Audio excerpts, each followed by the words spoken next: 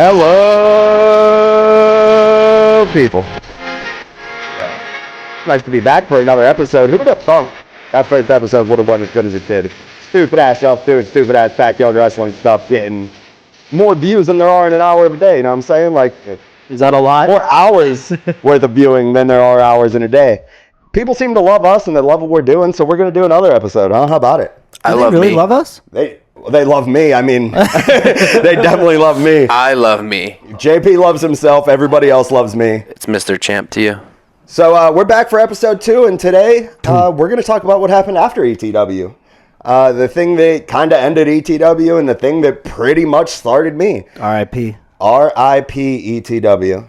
But we're not quite there yet, so let's just say hi to everybody in the room today. We have the Champ JP. Yep. How's life, bro? Living. Yeah, living. It's fun. Spent like the last 4 days in the hood just doing That's what I do, man. Plumbing the hood. Poop up to the knees. We got a lot of poop. A lot of poop going on. A lot of hood poop. Over there, we got our Master Chief. We got Dominic. Hi. How's life today? Good. I have my 2 kitties, and I'm very happy about that. Very happy about it. Yeah. Did you enjoy that chicken marsala? It was super good. I'm glad you liked it. Super delicious. I'll make some more cool stuff next time. Thanks. Dude, do I sound like an NPC? Not yet, but we can try. We can go out of our way to make you the NPC in the show. Was good. I have 2 kitties. Yeah.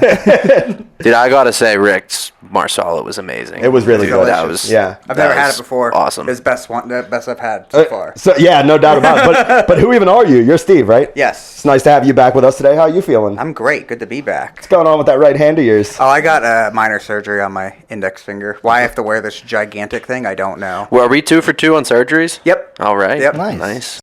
Wait, so you had a surgery before each episode? Well, I had the first surgery before the first one, and then I got this surgery on the 25th because I knew. Are you sure you want to be in another episode? I don't know, man. Do you have a count on how many surgeries you've had in your life? Yeah, it's not as many as you think. My guess is like 6. Got my nose twice, the tendon in my hand, and then my gallbladder, and then this. So that's 6? 5. Wow. 5. That's approximately 5 more than I've had. Yeah, I have 0. I've never had. Well, I knew that I was getting my gallbladder taken out, and I was like, well, I'm going to be on the mend for that one. May as well knock out this other one. Absolutely.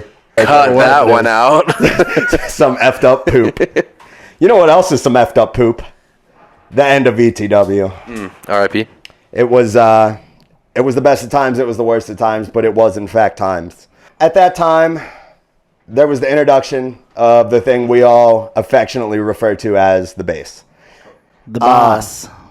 So the base, for people that don't know, is essentially a wrestling ring, as good as you can call it one, with no ropes. Just the ring base is what it essentially was. But it was a little bit more than that. It wasn't just the bottom half of it, you know. It was a monument to our love of backyard wrestling.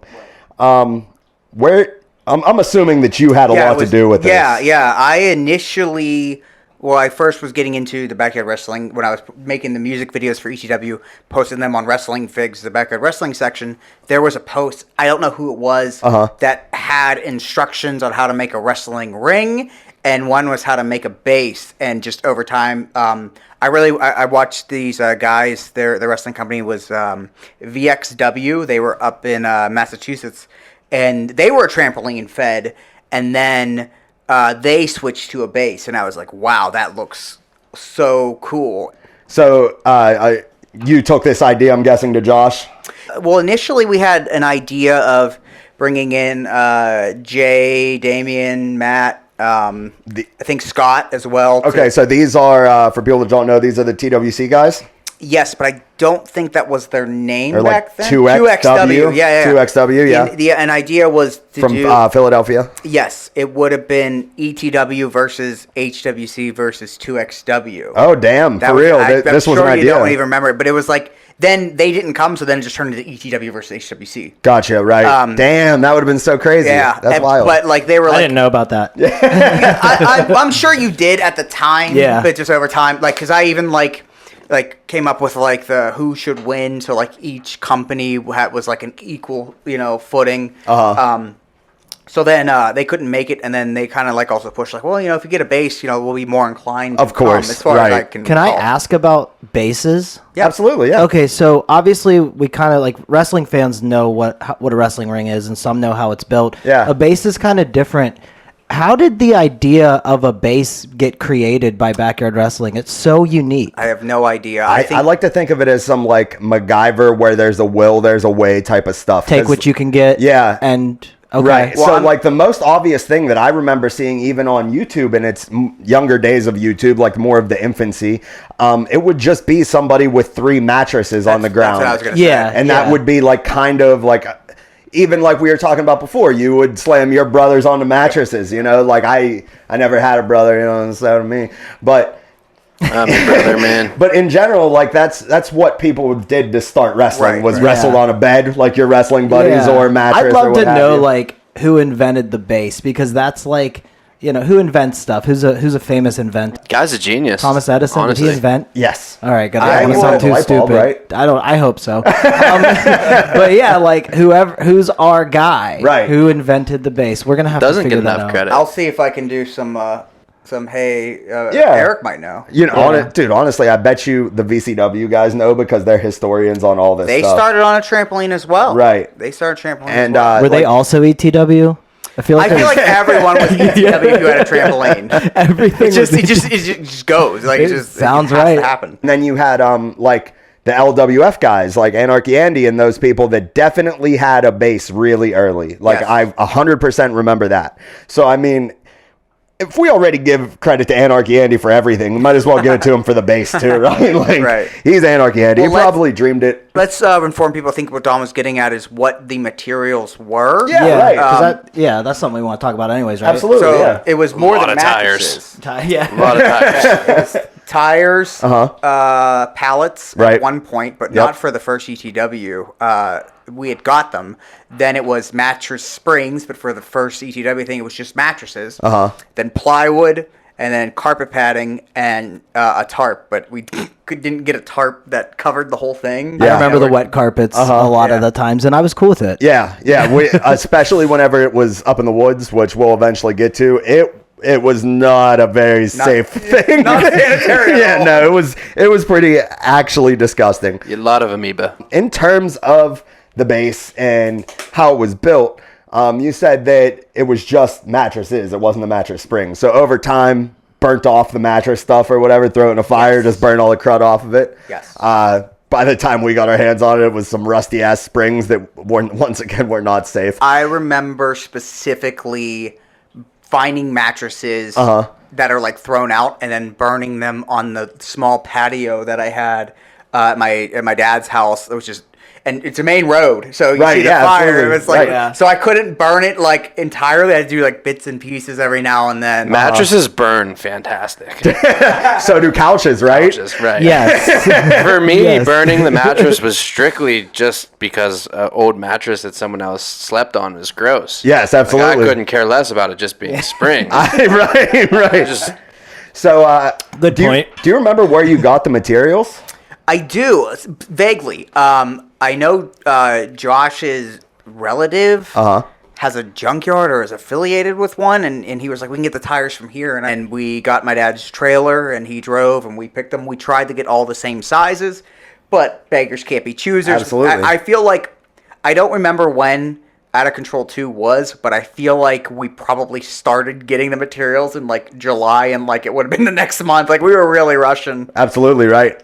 Before Out of Control 2, you actually had a visitor Yes. come to Pittsburgh, which is the first, to my knowledge, outsider that came to a Pittsburgh wrestling show. Who was that? Yes, you are correct. That would have been Joey Explicit. I think back then, I don't even remember if that was his name. This the Joey that's in California? Yes, Okay. yeah. I hung out with him out there once. He with currently Trey. works on The Challenge, which I thought he Dude, worked on so Survivor. jealous of him. Yeah, We're right? happy for him. Right? We're happy Hell for yeah. him. He said he's been doing it for like 10 years now, just being Yeah. like a video guy or Dude, some his boss designer or Instagram, something. like the challenge people just comment on his Instagram. Yeah. Like, fuck you, Joey. It's No. the life I want to live. Yeah, right, He definitely. came in, it Fucking would have great been May. You know who he grew up with, by the way? Eric Douglas, your boy. Yeah, right? Love Doug. He's just living that life that you Dude, wish you were living. honestly, I want to be him. Right? Joey came in like I want to say it was May, and we had a show. This was before the bass. It was kind of like a soft introduction for him coming in. I think it was called No Limits, and I wrestled Josh, and then we did like a double shot. We did like an ETW canon show, and then the next day was kind of just like a spot show. Right. And then I wrestled him there on that next day, but he was on a trip with his dad and his brother, and his dad was going to a event of something, and they made it like a trip, and that's kind of just worked out that way. And then fast forward, then he came in for Out of Control 2. Okay. And the initial plan was because Josh got sick around that time, and Dom was on vacation. Did you wrestle on Out of Control 2? JP? Great question, man. You're not asking the right person. Ask JP Does what Out he of did. Control 2 exist Anything anywhere? outside of last We week? have no media of Out of Control 2 Does Josh whatsoever. not have it anywhere? I mean, maybe on a hard drive or something. I have just a very quick snippet from that day. Right. So the day you guys did Out of Control 2 was the day I was driving home from vacation. I got home, walked down the street, walked into Josh's house, and all the boys were in there watching it from the camera on their on the big TV in his house. So everyone's. Do you remember this at all? So you might not have been there. Yeah, you were definitely there. I was definitely there.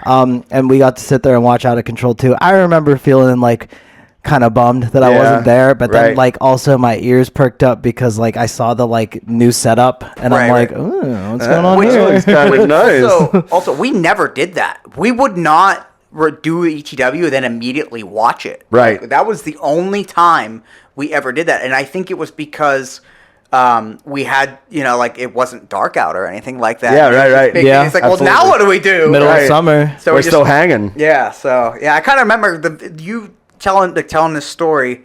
I kind of had the visual of you coming in and it being like, oh my god! Like I feel like remember that's the day or potentially the week that someone might have said that either Mackenzie or Paul's parents had concerns with them potentially wrestling on the base. Right. Maybe within that time frame. Because they specifically wrestled on the trampoline. Yeah. So that's the end of ETW, though, right? Well, technically, yes. In a way? Technically, yes. But I remember also while Joey was in town, you were definitely there. We went and saw Mackenzie's band, Masters of the Universe. Yeah. And we were big into sausage them. Party. We were big into them freshman year. I still wish I could listen to them. That was I texted him, and I was like, brother, when are you going to give me one of your CDs? Because I live across from his parents. He was like, I think my mom has one of the CDs. And I'm Was this like, recently? This was in the past year. Oh, my gosh. Yeah. Speaking of CDs, if anybody out there would like a copy of Portal Gun, I still have like 38 of them that didn't get sold because nobody listens to CDs anymore. So hit up your boy for a copy of Portal Gun. My truck does not 15 even here. have a CD thing in Nobody it. That's does. crazy. No, nobody wants it. They're like, I love you, bro, but like, I'm gonna throw that shit away. I don't have Digital. nothing to do with it. And then, like, I remember for Out of Control 2, we also had the entranceway. So that was what I was gonna bring up next. So Dominic brought up the new setup. I'm guessing that included the entrance. That would have been the first time we had that. Was this another thing that you saw online, or is this something that you were like, I just want to do it? Something that as far as I can recall, I was just thinking about the logistics of it, and I was like, well, okay, so we can't make a Titantron or anything like that, Right? But we can make a wall and just paint it, Yep. and then just cut out the middle. Absolutely, sick. you can. And It was done really well. Who did it? Well, so initially, I'll get to that. But I think I seriously just designed it on like Microsoft Paint, just by using like the rectangle and like, okay, we do this. You this. did architecture. Kind of, yeah. And then like in hindsight, I was like, shit. I was like, I shouldn't have done OOC. We should have did ETW, so we could have used it all the time. Yeah, I feel that. And there was a plan to do the repaint of that, but I don't know what happened. But I remember it literally, we constructed it either. We probably painted it the week before, and then constructed it, I want to say, the day before. And I remember my dad came up and helped, and then my uncle came down. He saw, like, we were outside, and he also helped us build it. So that was kind of like just my dad and my uncle that, worked with the logistics of like, oh, you know what? I want to say they were there for the painting. Absolutely. Because I remember that they were talking about the diameter of the logos and stuff like that. Yeah, this would have all had to happen relatively fast. Yes. Okay, Very fast. yeah. And also keep in mind, a lot of us didn't have jobs back then. I think I had just started my first job at Mr. Hoagie, and a lot of the paychecks went to ETW at this point. Right. But I hated that job, so I didn't sustain it. I might have been at the cleaners. You didn't like Mr. Hoagie? I forgot you were there. Dude. That's where I met him. I love Mr. Hoagie. So, Out of Control 2, right? As much as it was supposed to be a sequel to the tremendous success of Out of Control 1, did it feel like it? Did it live up? Did you feel good about it? Well, one of the things that I was going to try and get into, but I lost track, is Josh got sick right before then. And this point, I was the number 2 heel behind Death, if not behind Dom, because I was still doing the same storyline. I was feuding with Josh, who was the babyface owner, and I was the heel, and then Josh got sick, but Death was the top heel as the champion, and that was going to be Mako's crowning moment.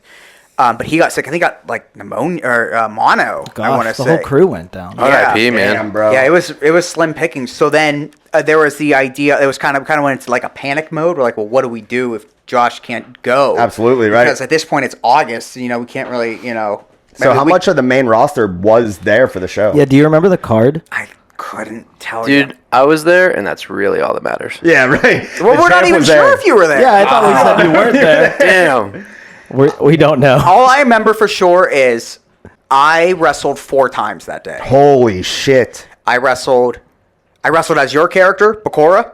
Nice. I wrestled as my masked character, Shadow Ninja. Well, at that point it would have been Shadow Samurai. Shadow Samurai, yes. That's what I remembered. And then I wrestled Josh. And then in a bonus main event after, so we went into panic mode, tried to figure out who I could wrestle. Joey was like, hey, I'll come back out. So like, cool, I'll wrestle him, thinking that's what it was going to be. And then Josh was like, I'm good to wrestle. I'm like, oh, okay. And then Joey's like, yeah, so I'm still coming in. I think maybe his dad only wanted him to wrestle me or something like that. Yeah. And Yeah. I just want to point something out because I find it interesting. Yeah. Because I'm trying to think of the timelines and where they coincide.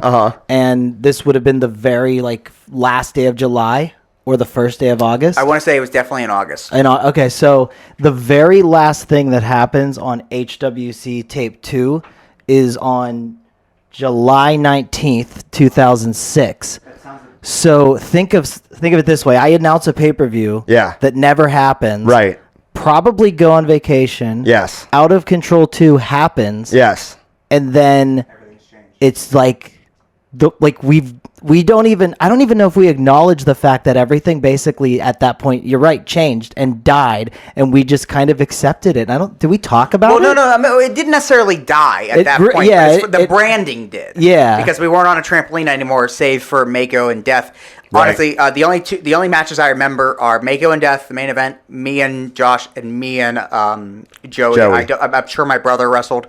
Yeah, maybe you wrestled my brother. I'm sure Quinn was there. That's what I was going to say. Yeah, so Quinn, it's always a safe guess to say that he was there, and it's also a safe guess to say that he wasn't there. Right. It's literally a coin I want to flip. say he was, but Well, I'm just assuming because I wrestled twice under 2 masked characters. Actually, you guys once again charged tickets, and this time it was donated to Salvation Katrina Relief, right? Yep. Yeah, that's a thing. Yeah. What'd you do? Give him $15? Yeah, we helped them. I think Josh would have done it without us. Yeah, I think Josh said it was in the 60s or something. That I couldn't. Oh, that's pretty good. Yeah, that's right. actually pretty good. Right. Dude.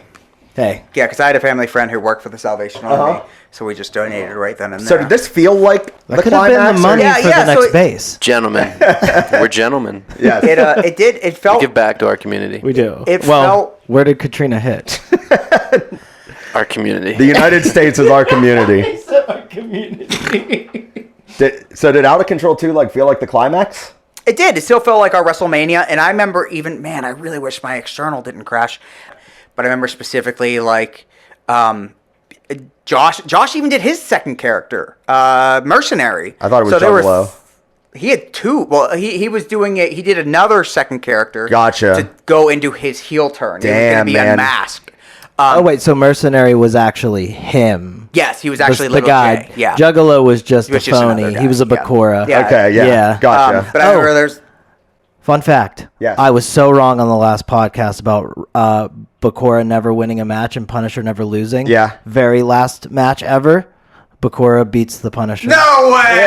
It does happen. Dude, fucking And plot he becomes twist. the U.S. champion, and I now had to correct that. Was JP not Bakura in that match? Probably. Because it was you versus Punisher versus Bakura. Yeah. Did it make sense? Because I'm the champ. Yeah. You were double strapped up. Sorry, continue. Right. Just No doubt. No, good information to that was very, along. because we have fans out here who are going to think forever that the Punisher never lost. Right, When we you can't know have in that. your heart That's that true. Bakura beat him. Can't have Yeah, that. and like, listen, he may have not have beaten him like in the cleanest manner, but that doesn't matter on paper.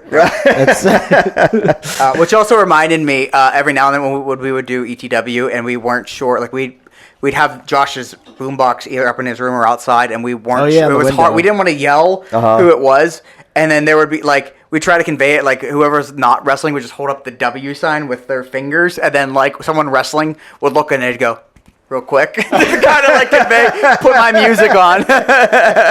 we were pretty like good and bad at music. Right. We'd have days we were flawless, and we'd have days where we wouldn't play that shit. Right. Like, So unfortunately, that's the death of our homie ETW right there. Out of Control is the end of the line for Extreme Trampoline Wrestling. As far as the branding Yeah, goes, right. yes. For actual Extreme Trampoline Yes. Wrestling. HWC is also dead at this point. Now, this is, it's a little bit because of growing up. That's part of it. Everybody's growing up and growing apart. But obviously, there was still wrestling to be had after the end of ETW, right? Yeah, we rebranded as SCAW, which stood for Steel City Alternative Wrestling. Okay, Because we okay. wanted it to be an alternative to the trampoline. Uh-huh. And I don't know how. I know there was Steel City Wrestling actually in indie wrestling history in Pittsburgh, and I guess I just kind of went from that. And this was still in Josh's backyard. Still in Josh's backyard, but at this point, it was just getting a little bit harder to organize and Right. get people to care. And then some people had,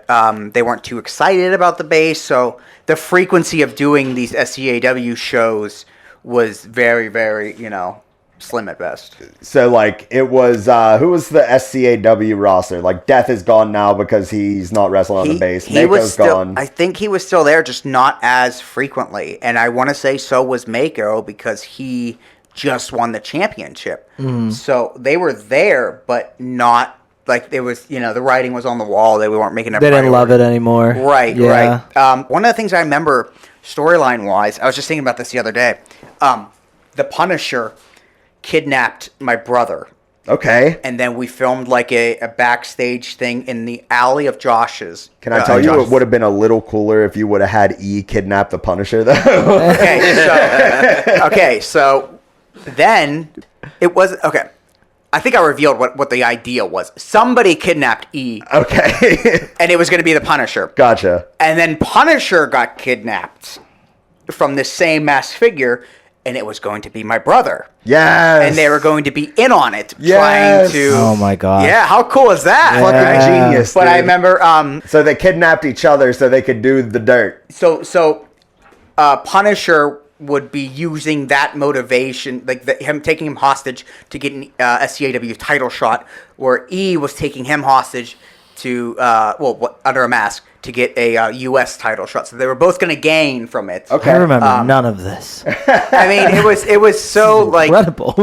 it was That's how I feel all Was- the time. was- The entire time. So, for people that might just watch this because they're our friends, and if they don't remember, the Punisher is Ronnie. Right. So I'm trying to imagine Ronnie at this age just absolutely going along with this. And I Right. can't picture Dude, it. I was thinking that can't last picture it. episode, like, I can't picture Ronnie going along I mean, with you could trampoline see him at the wrestling end. at all. The one match, he was like, "I'm in no mood for this. I got sunburned," but like, he's telling the truth. Yeah. Like, so how was he convinced? I mean, I think probably at that time it was just fell into the people just weren't making it a priority. Dude, it Like, had Yeah. to be. Yeah. It had to be you. It had to be like, Dominic's my best friend. I'll Right, do right. this for him. Yeah. right. That makes sense. I was hanging out with him a lot at that Yeah. time. But I remember we went to Josh's alley, and like somebody's yard has like a fence, and it was covered in like shrubbery, and the masked character tied up E and was like, give me what I want and whatever. And I don't remember what happened, but E said something incorrectly, and I was like, damn it! Like, Yeah. you It's just ruined funny. the storyline. It's funny because like I actually can vaguely remember this happening. Yeah? And like I don't remember shit. Right. So, like, this But is. I do remember like Because shooting a promo in the alley. We with- never yeah. did anything theatric like Right. that. And I really wish I remember what movie that was, but there was a hostage situation, and they were evacuating the thing. The police were there, and what they did was the villains, they also, like, they put hoods over all the hostages. And then the villains did that too. And they escaped with the hostages. So they had to arrest all of the hostages. And that's all I remember. On it. Yeah, and that's where I got the idea from. It's like, oh, well, they're kind of like disguised as the hostages. How can I make that into a storyline? And I don't remember what the name of that movie was. And that's all I saw from that movie. Couldn't tell you how it ended. But you used it as motivation. Yes. And then I want to say we had a couple matches still on the base. We had another Flaming Casket match. But True. I remember I was wrestling JP and debuted my wrist clutch fisherman suplex as my new finish. And I remember it was on to you. But it was raining and it was cold. Bro, I dropped my new finish on JP for the first time, too. I think we all did. Dude, stud. Yeah. Absolute stud. So we're going to finally get into some footage here. Yeah. And we have a little SCAW versus KPW from the year 2006. See, this is fun because I don't remember much of the base. Now, this is the one video that I could not upscale. So this is going to, nobody can see what's going on. Was this from my hard drive? No, this is mine. Yes. This is mine. Wow, I had gear there.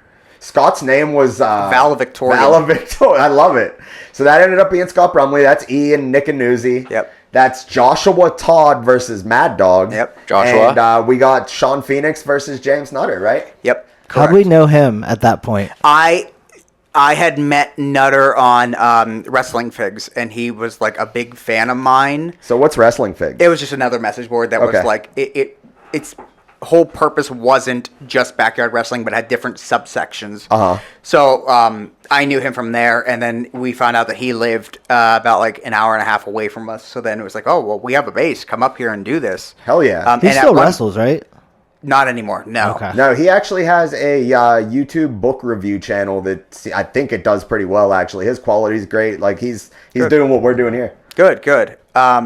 And I want to say randomly, I went down to Mount Morris just to hang out with them one day before this to kind of just, meet them. And I remember my mom was pretty annoyed that she had to come. She'd take me down there and then pick me up. She's like, why won't they let you stay over? It's like, it's about an hour and a half drive. So you figure she would have to do that 4 times. But yeah, so then that kind of, this was the idea, was we wanted to have a base at Josh's so we could have out-of-towners come in. And at this point, so I want to say this is probably October, probably September. We had probably, I want to say we improved the base at this point because... It looks sturdy. It looks sturdier than it ever did when I had it. Couldn't tell you what we did to improve it, but I want to say, I remember Out of Control 2, the tarp wasn't big enough, so most of the show didn't even have the tarp. That tarp looks manageable. Yep. And it looks pretty sturdy. Yep. Half the time, the tarp was more dangerous than it was effective. Right, exactly. Especially later on, but we'll talk about it. Watch us chop to the throat. That was big Jimmy Nutter, too. That was... So I remember when I first saw this, I had already known Nutter. Like, he came for BYS1. Yes. And then I saw this afterward, and I'm like, what the shit? Right. How did that happen so fast? And you could see the Out of Control entranceway leaning up against the thing that just stayed there. How do we have this if we don't have anything in between? How did you... Because I love Nutter. I love the So KPW guys. okay, so you back in saved the this. day, you sent it to me. Yeah, and and you just I never saved got it. rid of it. Okay. So I probably never sent you ETW stuff. Never. Because I ever, feel no. like I had footage from this day, but just my match. Probably, yeah. Because then I remember I was getting a little bit more confident with my video editing. I wasn't using... Yeah, this wasn't bad. I wasn't using Windows Movie Maker. I forget what I was using, though. It wasn't Vegas. It wasn't. It was something in between, and it gave me more options for transitions and effects and stuff like that. Which is really the only thing that those things are good for. Like, Movie Maker is just spiral effect every time. Right. I watched my bump on this. Because it's so big. Yeah, right. And we use that later on. Exactly. That's long-term booking. I want to say there. I pitched that because of that. So we also had JP versus Genocide on this show. And the first Kevin. There was a triple threat. I'm sorry, and Scott. I'm sorry. Oh, okay. Scott was in that match as well. So Scott wrestled JP And his brother. But he also wrestled somebody else, right? No? No. So that is so weird that we just kept throwing the Brumley brothers in triple threat matches forever. Yeah, that is funny. See, there's that move I was telling you about that I had already debuted at this point. So yeah, we have JP versus Genocide comes around later again. Josh versus Mad Dog comes around later again. Like, this is a big foreshadowing show. This would have been in October then, because you would have met Jay at this point. And you were doing his finish there. Sorry to cut you off. No, you're completely good. And this is the revamped base? Yes. So how much time really... This months. is between August and October. Like, at this point, it's probably easier to find, more carpets. Okay. And I want to say we only probably, for Out of Control, we only probably had one mattress, and we just put it in the middle. Right. So at this point, we probably also added pallets, too, as well, maybe got more mattresses. So if you had to guess, how many SCAW or just how many shows after Out of Control happened in Josh's yard before this day? Man, probably less than 10. Okay. Maybe, and that's even pushing it, maybe less than 5. Because I don't remember much of it. I like this. Were you trying to hit me? Yeah. That was the ref! That was awesome. So you were talking about it. This is after he will have met Jay, and we talked about Jay a little bit earlier, one of the 2 XWTWC guys. Yes. How did that come about? So who is Jay? What's his wrestling name? B Cubed. B Cubed, a.k.a. Beautiful Bobby Buxton later. He was on Wfigs that I had seen. I would watch his shows, and he kind of bridged. He was the first person that bridged the gap between Wfigs and the Backyard Wrestling Link. He went and wrestled with Kale, Brian, Neil at some barn that I don't know where that was. But then Jay was kind of more of a regular there. Is this around WrestleFest 2 time? Would have been before it. So actually, I want to say... Because I think the first time I met Jay was at WrestleFest 2. Okay, so before we get into WrestleFest 2, you already told us what the Wfigs was, and then you said that Wfigs was bridged to the Backyard Wrestling Link by B Cubed. I want to say, yeah. No, actually, it would have been technically Combination Combat Kid. Okay. Which would have been in 2004, 2005, but he was more up like the Northeast with Drew Cordero and such. Yo! Wow! Daniel! Wow! Bro, we just got delivered hot here, chocolate chip here, man. cookies in the middle of the podcast, bro. Wow! You better wife that girl. Again. I'll consider it. I'm talking to JP. Oh, Yeah, I'll do it. I'll fucking do it. unbelievable. Okay, so we're just gonna have to wait it out. Thank you, Danielle. Thanks, Danielle. Oh. So we just got back from eating cookies. Still here, man. They're still eating the cookies. Still delicious. Thank you, Danielle. Appreciate you. Thank you. VIP. Yes, no doubt about it. So what we were getting at before the cookies was the linking of the Backyard Wrestling Link to the Wfigs forum. And that was done by Combination Combat Kid and B Cubed. And essentially, the link is the big daddy of Backyard Wrestling. Yeah, it was back when message boards were big, and I remember downloading Backyard Wrestling videos on Kazaa, which predated LimeWire for me. And I pronounced it Kaza. That's interesting. I don't know. I always pronounced it Kaza. No, you're probably like, I bet everyone did it different. Right. I always did Kaza, but I heard Kazaa enough times to be like, maybe I've been saying it wrong. But okay, so either way. It would be like compilation, like music videos, and it was like the shit Backyard Wrestling. Yeah. And I noticed that they all had the Backyard Wrestling link in the beginning, like going all the way back to like 2001. Okay. And it was a message board, and then it grew into what it is.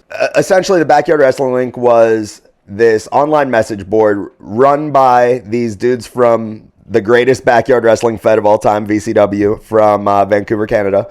Dude, I wasn't in that fed. You were not. No. Well, No, you did not wrestle in Canada. No. Oh, I get what you're doing. No, right. Yeah, he's the champ, right? We needed you. If we didn't have you, we wouldn't have got shit done, right? Right. And these guys essentially found the rest of the greatest backyard wrestlers, right? So it's like they were the shit, and everybody else that they allowed to be anything on their forum was also the shit. Correct. Yeah. To me, when I viewed it, it always had this, because I was even like dabbling in it in my freshman year before I had really, met anyone. It was always like this intimidating place. And Couldn't agree more. The graphic up the top said "better than you." Yes, it did. And I was like, I don't like that. But right. There was also another message board that was an anti-BYWLink. Couldn't tell you what it was called. Mithril ran it. Oh, shit. Remember Mithril? Did you ever meet Johnny?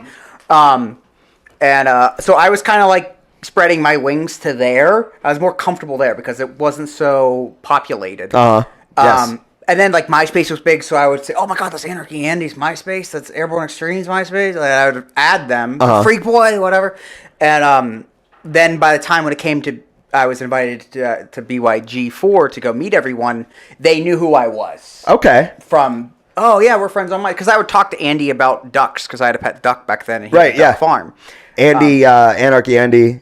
A lot of people's backyard wrestling goat. Most people would probably consider Andy the goat. Other people, Yakuza J. Other people, Dan McCabe, or the list does kind of go on. But if you were to JP, nobody, Pizzle. not even me, and I love you, but definitely not me. But as the list goes on, like if you tell somebody you think Andy's the best backyard wrestler ever, they're I don't even know who that is. Anarchy Andy. Do I? I don't know if you would have met him at any point. Now. I mean, if I don't know who he is, can he really be the greatest? Fair point, but look at it this way. I'm doing a podcast about this. Should I leave? valid. No, This is absolutely my not. house. I might have to leave. No, we need you to be here because you instantly bring up the pretty level of the rest of the room. So we need you around. I feel like I would like Anarchy Andy. He's would. a good dude. Okay. If you were to ask Pac from AEW who the best backyard wrestler is and who taught him how to flip, he would say Anarchy Andy. Yeah. Like he transcended. Like his I see. influence is That's pretty impressive. all over. Yeah. And I didn't even know that I was watching him in those old videos from Kaza back Right. when he was in that. But You go to BYG4, you said? Yes. This is the show that Ricky wrestled Mithril. correct. Yeah, okay. So that's probably all I've seen from that show. You didn't go to wrestle, though. No, I was in town for an IWC show nearby. Very nice. And I remember that day one had a cage match. We had to if you build can it. believe that. What's that? We had to build that cage, didn't we? No. This was for BYG4. This was a backyard wrestling. Oh, I thought you were talking about IWC. We did at IWC. Okay. Wait, you guys built a cage for IWC? When I was training, yeah, we were. That's pretty cool. Josh And then they I were slammed the training. door on Norm's ear. Oh, that would have been 2003. His skin was in there. We didn't set that one up. That was crazy. That was awesome. Well, whatever that was wild. Like IWC was dope. So you went to BYG4. Correct. Didn't wrestle. Correct. What was the first backyard wrestling link related show that you did wrestle on? Well, at this point, I would have come home and would have seen on Wrestling Fix that now Kale had made a account. His wrestling name is Tommy Flambeau from XWA. Yeah, it which was. Dover, PA, which, as we live in PA, so I was like, oh, that's kind of cool. I didn't realize in those videos that mountain range was the Appalachian Mountains in the background. Like, I should have realized that's PA. Right. But, so he had invited a good bit of us, the regular posters. I want to say it was me, Lee Andrews, Shane Evans, Joey Explicit. So he built the bridge back from the link. Yeah, because he had met me, and Yeah. I was like, okay, well, I'll give these kids a chance. Absolutely. And then we were invited to BYT, which would have been a couple days after Thanksgiving. But Jay B Cubed had the idea to do a super show before then in October, and that was WrestleFest 2. And JP and I were doing Cyber School at the time, and we were able to do it. Like, there was no rush to come home and get back for school You did cyber school. for that 1 year. For just what, freshman year? The sophomore. Sophomore year. I hated high school. Did a lot of weird shit in high school, man. You just didn't want to go to school? Yeah, I went to South Park, and then I was like, I don't really like this. Yeah. And then I think I went from South Park to Alderdice. And then, because that was my freshman year, I went to Alderdice, and then I cyber schooled the next year because fuck school. I agree with that. And you were at Dice the whole time, Dominic. Holding it Yeah, down. I never left Dice. Yeah. Holding it down. Tattooed on me, man. So you guys you both went to WrestleFest 2. Yeah, man, we took a train. 15 years old, my dad, which is so funny because my dad doesn't like wrestling. And him and I were never close. I was always, closer to my mom. Yeah. He decided that he would take us, and we got a hotel. And it was a split hotel with Joey Explicit also. Like, him and his dad were there because my dad knew his dad at that point. And we took a train from Pittsburgh to Philly, and it was running late, and I was really stressed. And then Philly to Telford, and we arrived, and the show, it was like nighttime, and the show had already started at this point. And I could only imagine how stressed you were. You were 15 years old going to this big-ass show, traveling and all this shit. Do you remember the drunk girl on the train? Yes. Yeah, dude, I would never forget that in my life. What happened? What did you do?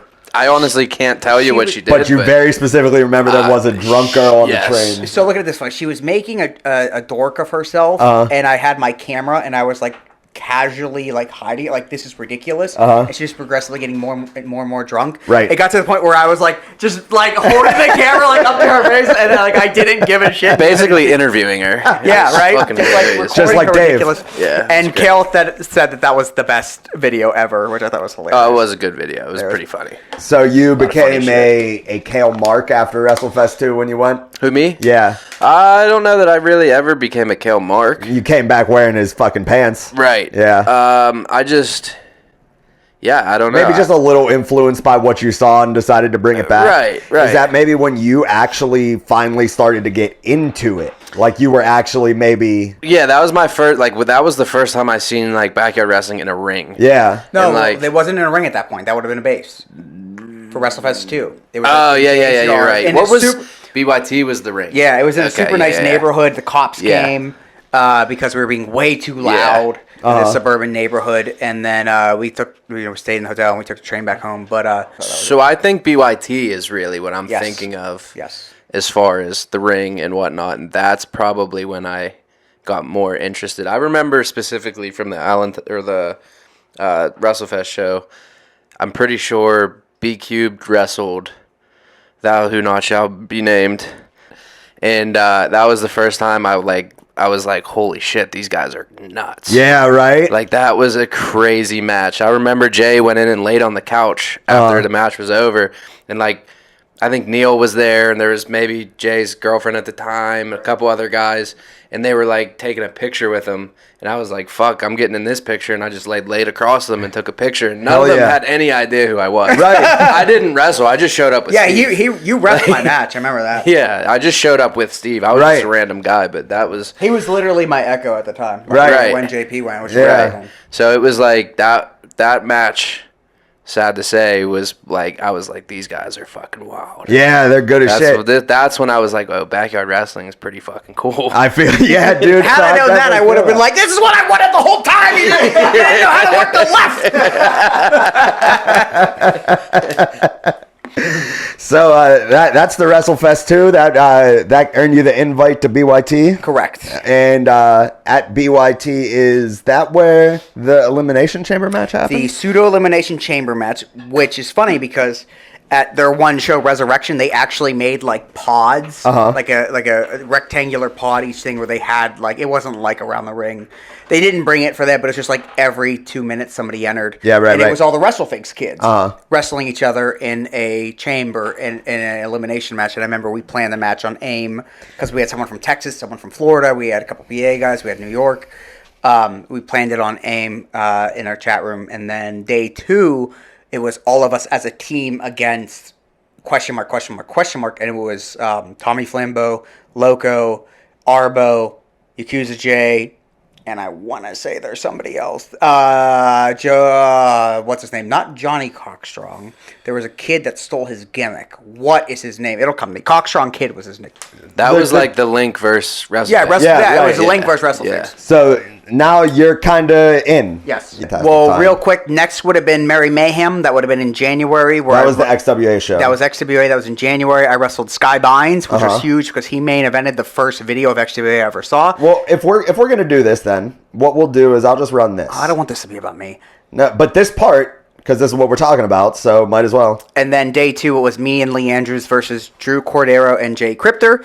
Then it would have been fast forward to WrestleFest 3. It would have been BYD, which was Lee Andrews' show in February, but it was a snowstorm. I still went, and we'll have to talk about that. Just it was a really cool experience. Sure. 16th birthday. Just I don't want to hog this all up. Yeah. And then it was WrestleFest 3 in March, and that also was followed by the last SCAW show. It would have been a couple days, maybe weeks after. That was the day before WrestleFest 3. There's BYT. That is Abyss. That would have been in April. That's BYT. That's Out of Control 2. There are some clips on here, like that clip that we're going to get into here in a little bit, that actually are not during the time period we're talking about. This video kind of extends. Just so people know, this is a video made by Lee Andrews Yes. for Sean Phoenix, Correct. Steve. Was Lee at WrestleFest too? He was. Yeah, he wrestled Kale. Yeah. Yeah, I think for some reason I'm thinking the first time I met Lee was at BYT. No, it was WrestleFest too. Yeah. Maybe the first time I actually talked to Lee was Probably, at BYT. yeah. Yeah. I'm sure Because you had met him at that point. So by November, you know who he was. Because Lee was also breaking in around the same time as you. You guys were the birds and the bees. You did all that stuff. Yes. Yeah. Yeah. His first show was BYT, the same as me. Was he also a WrestleFix kid? Yes. Okay. Yeah. Yeah, so this is the Best of Sean Phoenix video that's essentially just going through. I'm going to be completely honest here. The reason why Ed and I both felt the way we felt whenever we knew that you were eventually going to be coming around to wrestle for us is because of this video. So we saw the potential. We're like, holy shit, like, this is the guy we need. Like, we have to have that dude with us so that he could show us how to do that, and so that people can see us doing that because they already know him. So like a lot of the shit is we just were like, damn, this guy lives 10 minutes from us. Are you sure you weren't thinking of me versus Kale? No, I specifically, because there's footage. So that's the comeback, right? I specifically saw you versus Kale, and that's what made me excited. I was going to say, because, I get what you're saying, because it has footage from the first run at NWW. Right, exactly. So me specifically, yes, it was you versus Kale, but whenever it was you coming back around and Ed showed was like, Ed this. Yes. Okay, I hadn't met Ed at that point. Right. So I had this video, I knew what it was all about, and I was showing him, and he was like, oh, snap. Like, this is a dude, what do we do about this, you know? And it's cool to see all the people that you got to wrestle in this short amount of time, like a year total. Yes, and not to hog this up because I really don't want this to be all about me. I know Dom hasn't had a chance to talk. But, I mean, I wasn't really around during this, so it's just, I'm like learning. Right. It was really cool going from 8th grade, watching these guys on the internet, thinking, wow, I really want to be as good as these guys, to...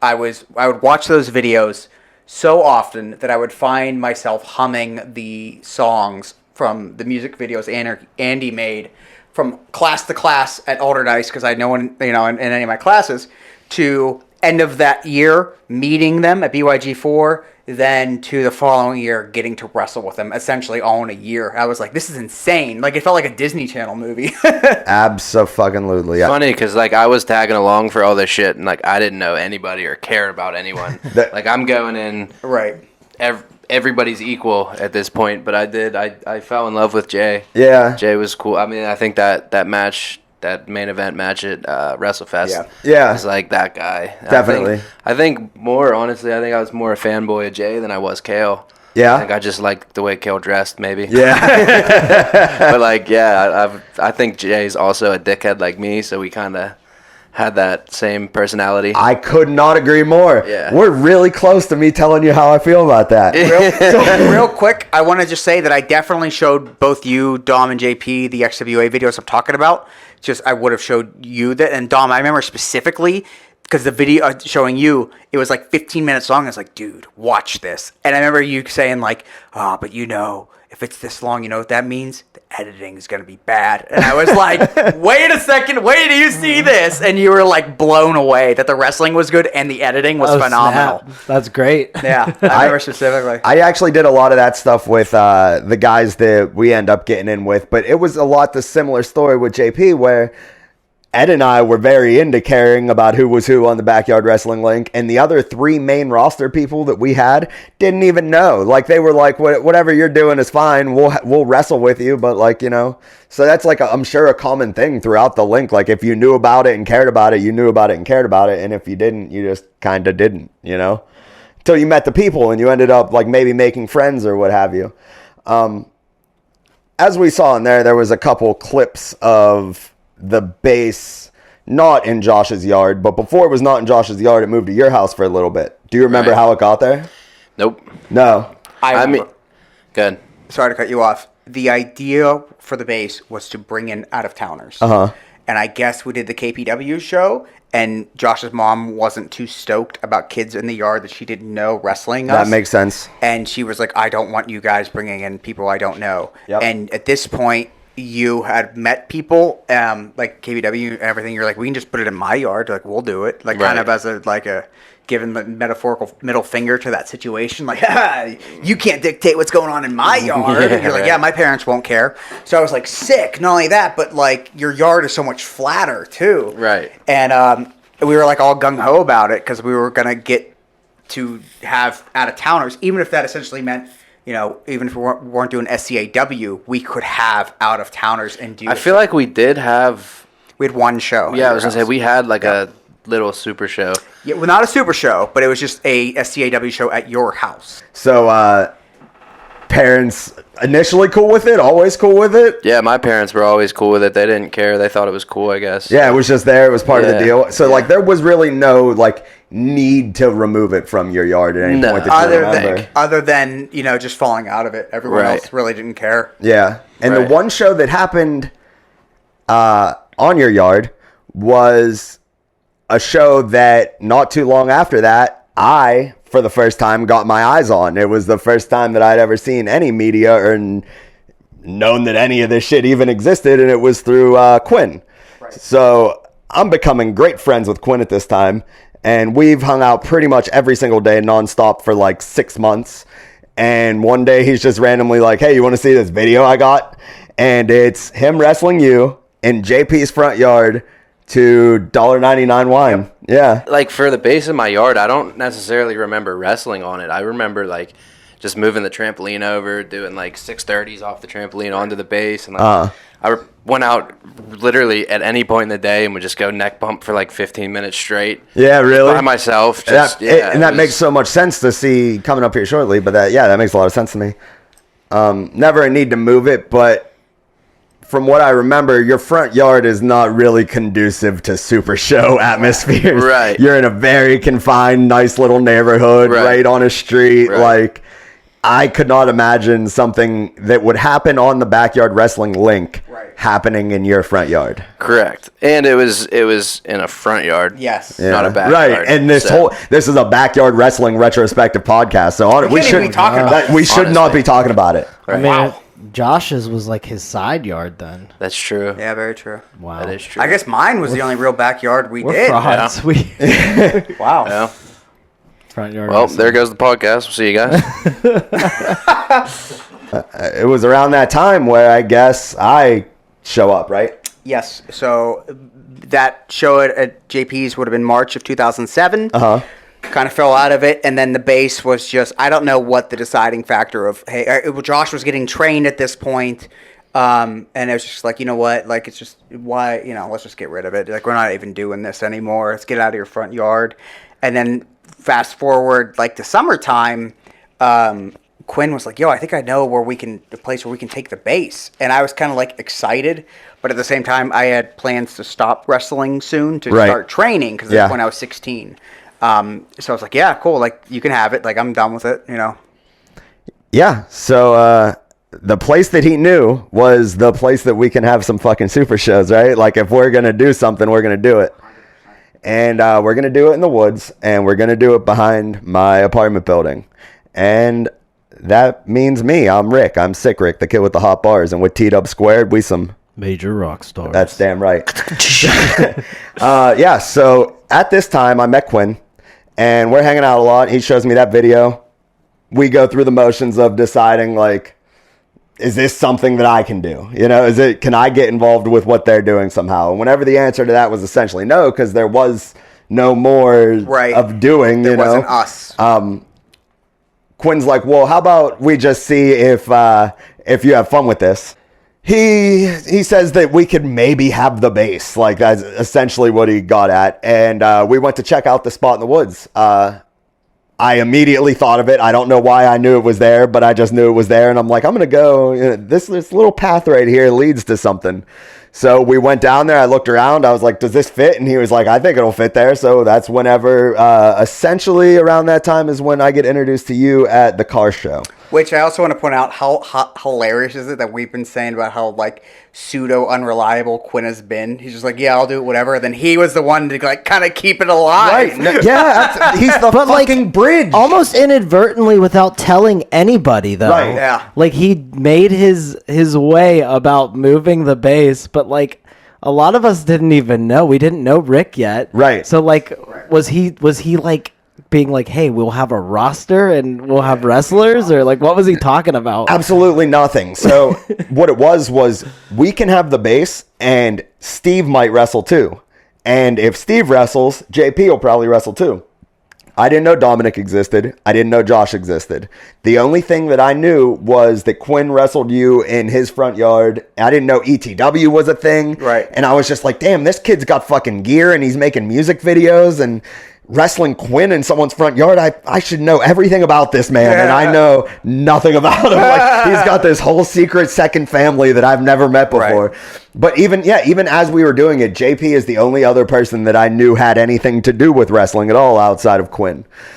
I was gonna ask him on the next episode, and I'm sure I will whenever he gets in the room, but like, there has to be some reason there was a disconnect, right? So like, Dominic, why weren't you wrestling at the time? Like, do you remember? So I can't for sure. Yeah. Because I don't remember a lot of the in-between stuff. Like, seeing that SCAW versus KPW show, like, I do remember doing that. And I do remember wrestling here and there, and then I do remember the base moving to JP's. I want to say maybe I wrestled on the base at JP's, but I can't say for sure. Right. So when it disbanded, I wasn't communicating with Quinn much, so my only thought would be is I was either working on music, like I started doing that, or...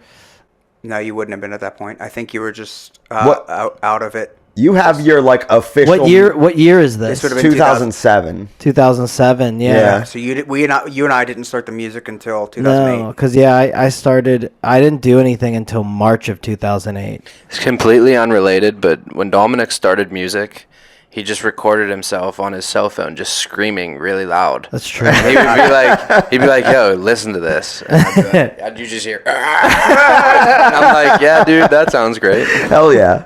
It was the way to start. But, I just think you were just... I think you were dating Lindsay at the time, and I just think that had your interest. Probably. More so. Yeah. If that would have been a year... Yeah, I mean, it might have been... She would have been my first girlfriend, Right. so I would have been... Yeah, probably if it was during the school year, too. Exactly. But I definitely don't... Like, I don't remember feeling any type of way about not wrestling anymore, and it was weird because it was such a big part of my life. Like, now, like, looking back at ETW, like, it was encapsulating. Like, it's what I woke up to do. It's how I felt. And then you can see us get older, and you can kind of see that imagination drift away and then play pretend drift away, Right. and it gets serious.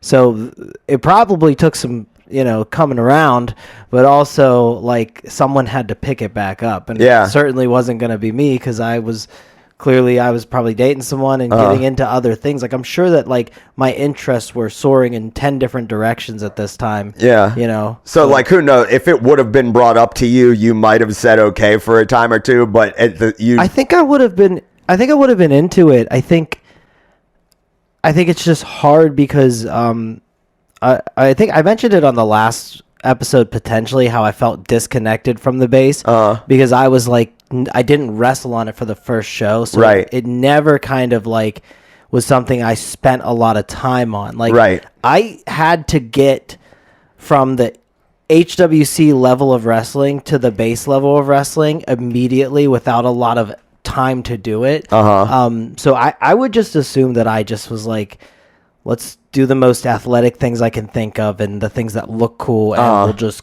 call it a match. You know, that's Facts. it's very hard to say exactly.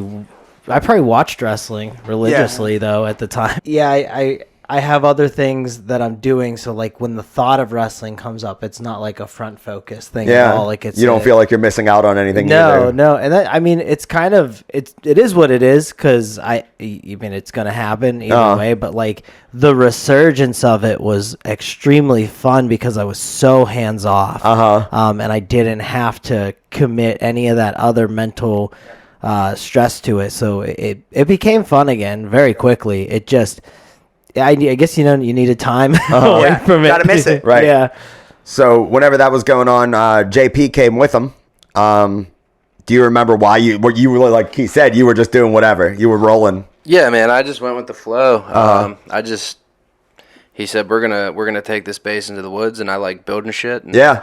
I'm like, cool. Yeah, right. Yeah, like didn't even care. Let's ride. I had fun with it in my front yard. I'm sure I'll have fun with it in someone else's. Yeah, right. So I Definitely. think also your parents were probably kind of, like, okay, this is lasting too long, and you guys don't even use this. Because I vaguely remember you telling me. I do remember my dad basically saying, like, if you're not going to use that thing, like, it's killing my grass. Yeah. Like, I'd like to get my lawn back, which did take a while to grow back. But Did it? I do felt like remember that. I remember. It took a while. I remember there was some push to get it out of there. ended up like they dug it out and turned it into a pond eventually, right? That was in the other side of Okay. the yard. We Okay. made a patio, though. We did. Yep. I did that. Yeah, just right. For no reason, just made my front yard a patio. I Right. don't know why. It looked cool. I remember it was hanging cool to out hang there. out on Yeah. that. So fun. I liked But it. yes, you and I met at a car show in Lincoln Place down at the Elks. It would have been summertime. Yeah. Car The show. Which Elks. I was always over at conveniently Quinn's house all the time. directly behind my house. That's Right. Dollar General now, right? Yes. Yep. Hell yeah. Which is funny because literally that car show, how symbolic is it? Literally behind your house, middle, literally across from Quinn's house. And Quinn Right. brought it Bridge. to you. Yeah. And you were the bridge between both of these Wait, so I generations. didn't know this. So you went with Quinn to the car show? Correct. And he was like, oh, hey, Steve, you're here. Yes. No, Quinn had told me ahead of time. See, he didn't tell me that Yeah, he told had him. told me. He said, hey, I think I know where we can take the base. Quinn's a fucking genius. It sounds like Quinn was just like this little, either, I don't want to be mean, but like very stupid and never connected the dots. Or was like conniving and he's Yeah. like, I'm going to make this super magical thing. But Splitting what atoms. 14, 15-year-old is going to be like I don't thinking even- of all we- well, this? we were 16. 16. Okay, But- a little smarter. Right. A little smarter. But I think Or like, dumber. I think he was so removed from everything that happened before him and I are friends, and Yeah. now like we're two fucking juggalos That's got to be trying it, to yeah. like we smoke cigarettes all the time. We fucking try to smoke weed. We get ripped off by somebody that went to your high school and came to Quinn's house and busted him for $20, and we didn't even get to smoke that weekend. Unreal. It was some dude. It sucked. You went through a time. Yeah, so like all that was going on, and Quinn was like finding who he eventually was as a person. Like that's when that was going on. Him and I together were like growing up. So I don't think that any of this even had a thought process. I think he was just like, well, Eric kind of wants to wrestle. I can ask my friend, and then he hits him up and like, hey, are you doing anything with? Like I just think it was so nonchalant. Yeah.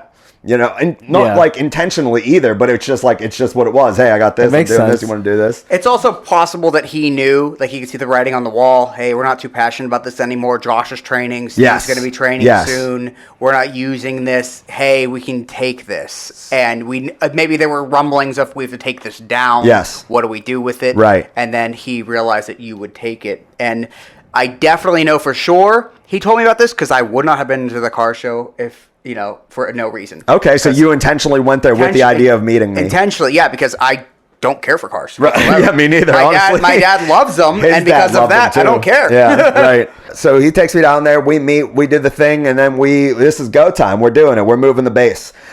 The story of us moving the base is a pretty fun one. And for me, you guys were a means to an end, which Right. was me being able to start wrestling. Right. And like I even had a roster that I had in my mind of who might eventually do it. And they are people that did eventually do it, so it worked out. But the promise of getting this base, the only promise was getting the base. Right.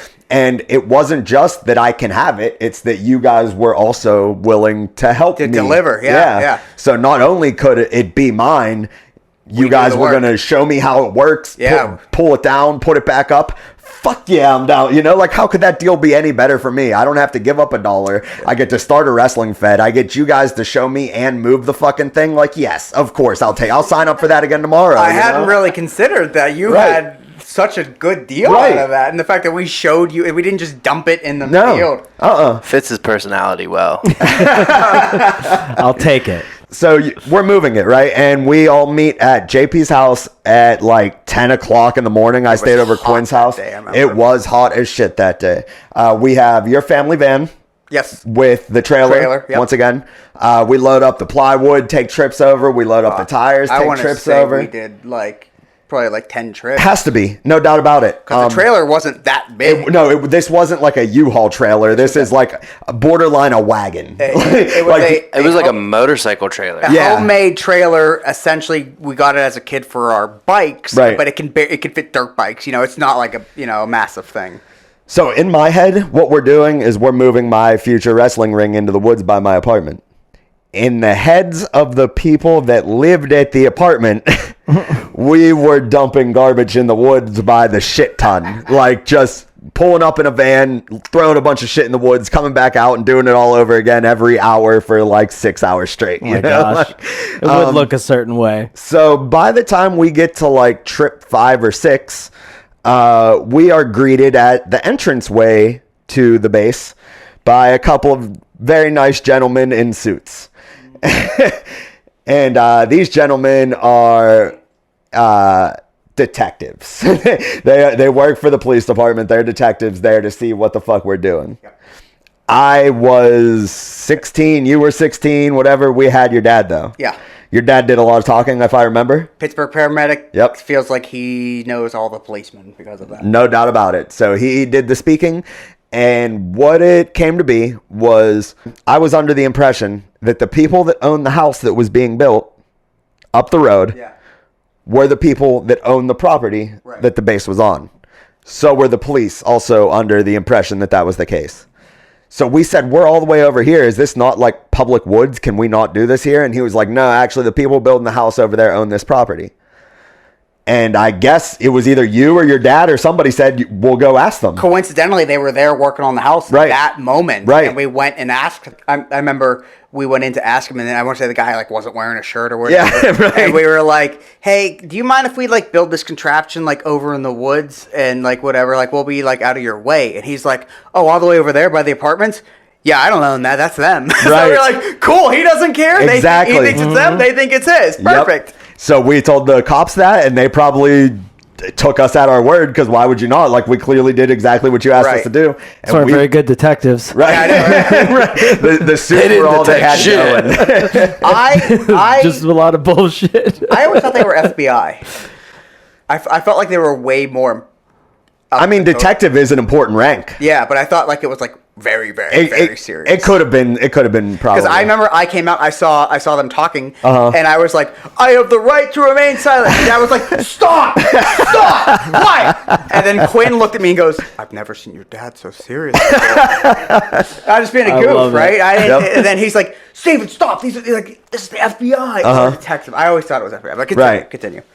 We're just go right back to it. We're still just moving the stuff, right? And on this day, this is, I think, my first time meeting JP. I haven't hung out with Steve for any extended period of time until this day. But just through all these experiences, man, I like both of you a lot. I was happy to meet both of you. I was happy you guys were doing all this shit.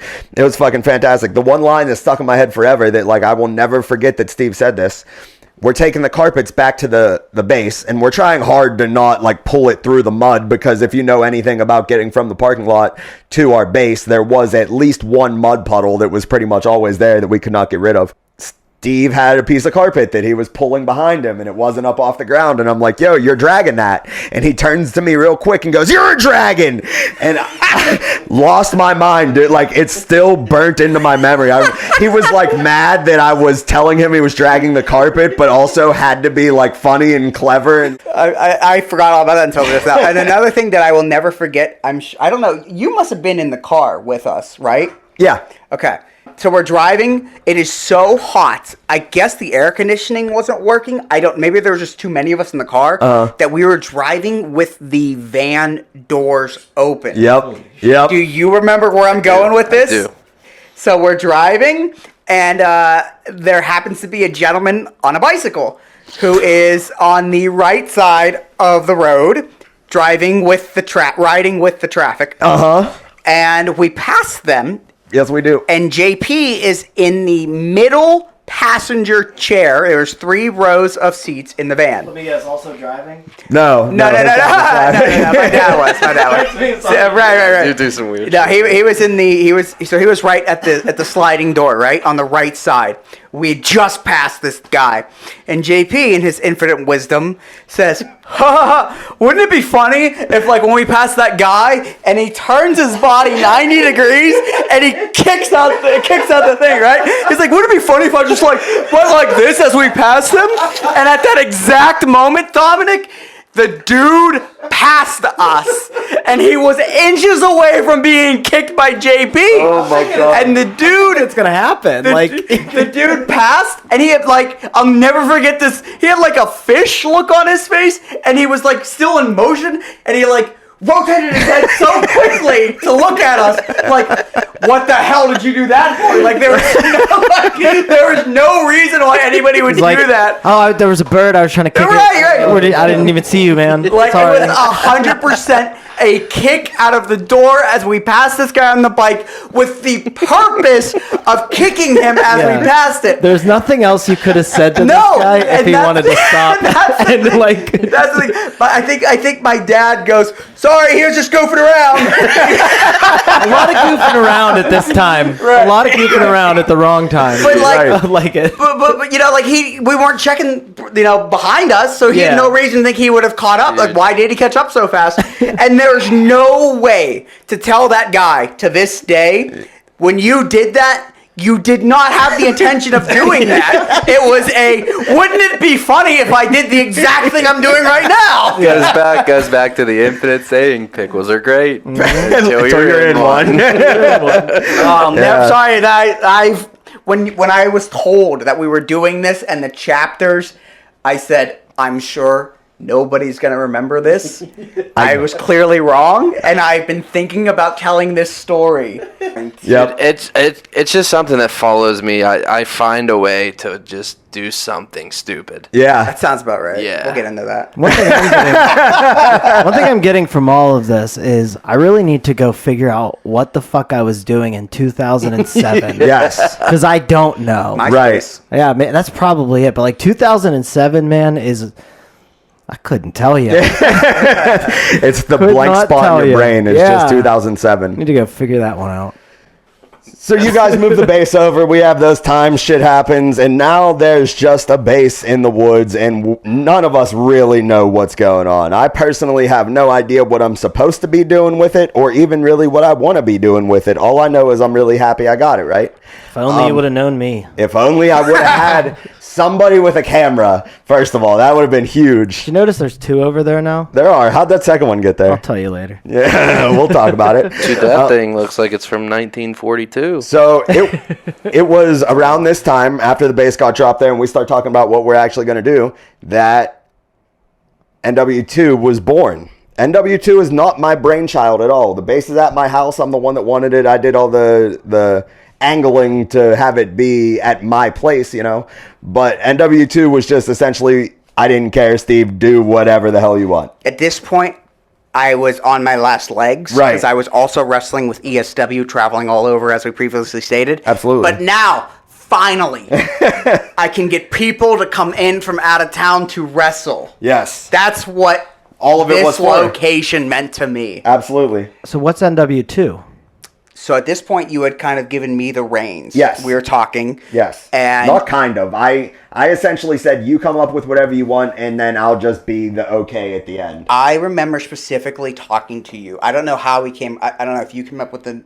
I feel like maybe I came up with the name. You came up with the name. New Wave Wrestling. Yes. And you then 100%. I even asked you, I was like, do you have any ideas for the name? And almost immediately you said New Wave Wrestling. Almost immediately. I don't know how I came up with that. But then we learned that there was already like a pretty like known NWW overseas. So we're like, let's just call it NW2. Yeah.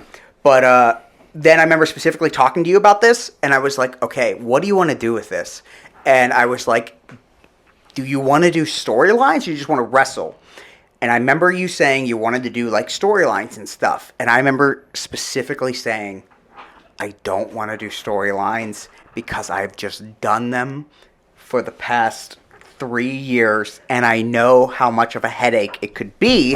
Just the aspect of like reliability and stuff like that, yeah, right? absolutely. And I was like, I personally don't think we should, but whatever you want to do. And you said, let's do it. And I was like, all right, well then I will do it, and I will make it, like a big deal, because right. I had, like I want it to be, I'm passionate about this, and Absolutely. I want it to make sense.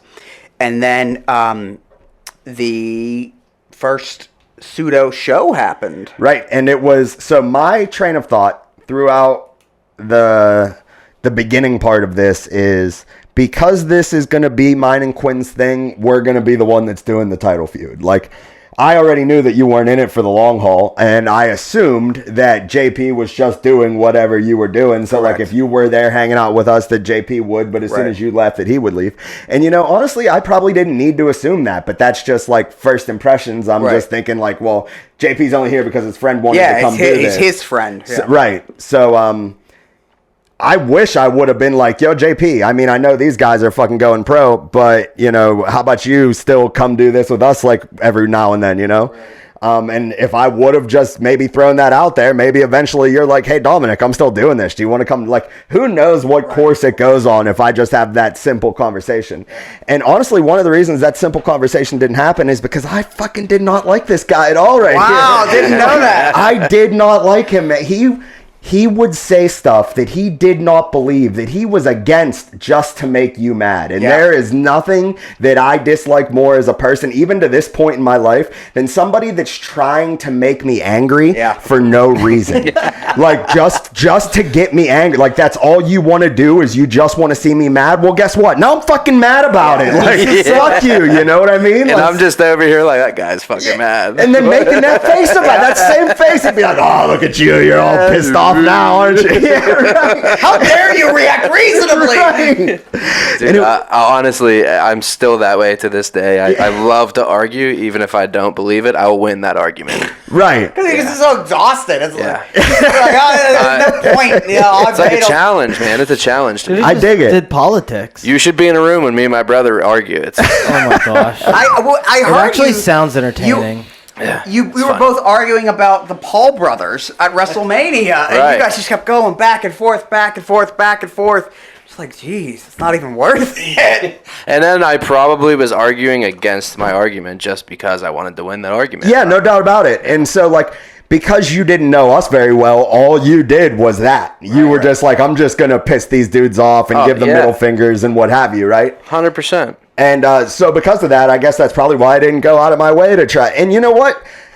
I was 16 years old myself, so we all had personality shit going on at 16 years old, No doubt about it. But it's just like, at the time, I was like, I don't like to be mad. This guy likes to make me mad. Nah, not for me. So up until the first show, though, I hadn't experienced that yet. I just thought you guys were cool as fuck, and we have this first show. And the very first match ever is me versus Quinn for the NW2 championship. And I don't have video of that. I don't think it exists anywhere. I just want to point out the fact that you never crown a champion on your first show. I see that all the time in pro shows. So we're already off to a good start on this. A good bad start. Yeah. And then immediately following me versus Quinn, I get introduced to B Cubed. Correct. Which I don't know why he was in town for this. Other than he just maybe I just told him like, hey, we have a new place to wrestle. And I was like, okay, well, if we're doing this new show, I'm gonna switch my character. I'm going to take what happened and act like I'm going to be heel. I would say, well, I can't ruin Sean Phoenix's legacy wrestling in a field now. Right. Which, none of that is true. It's just I wanted to have a new wrestling name to fly under the radar so pros couldn't find me. So why do I have a new name? Well, I have a new character. Okay, well, I don't want to get my gear messed up.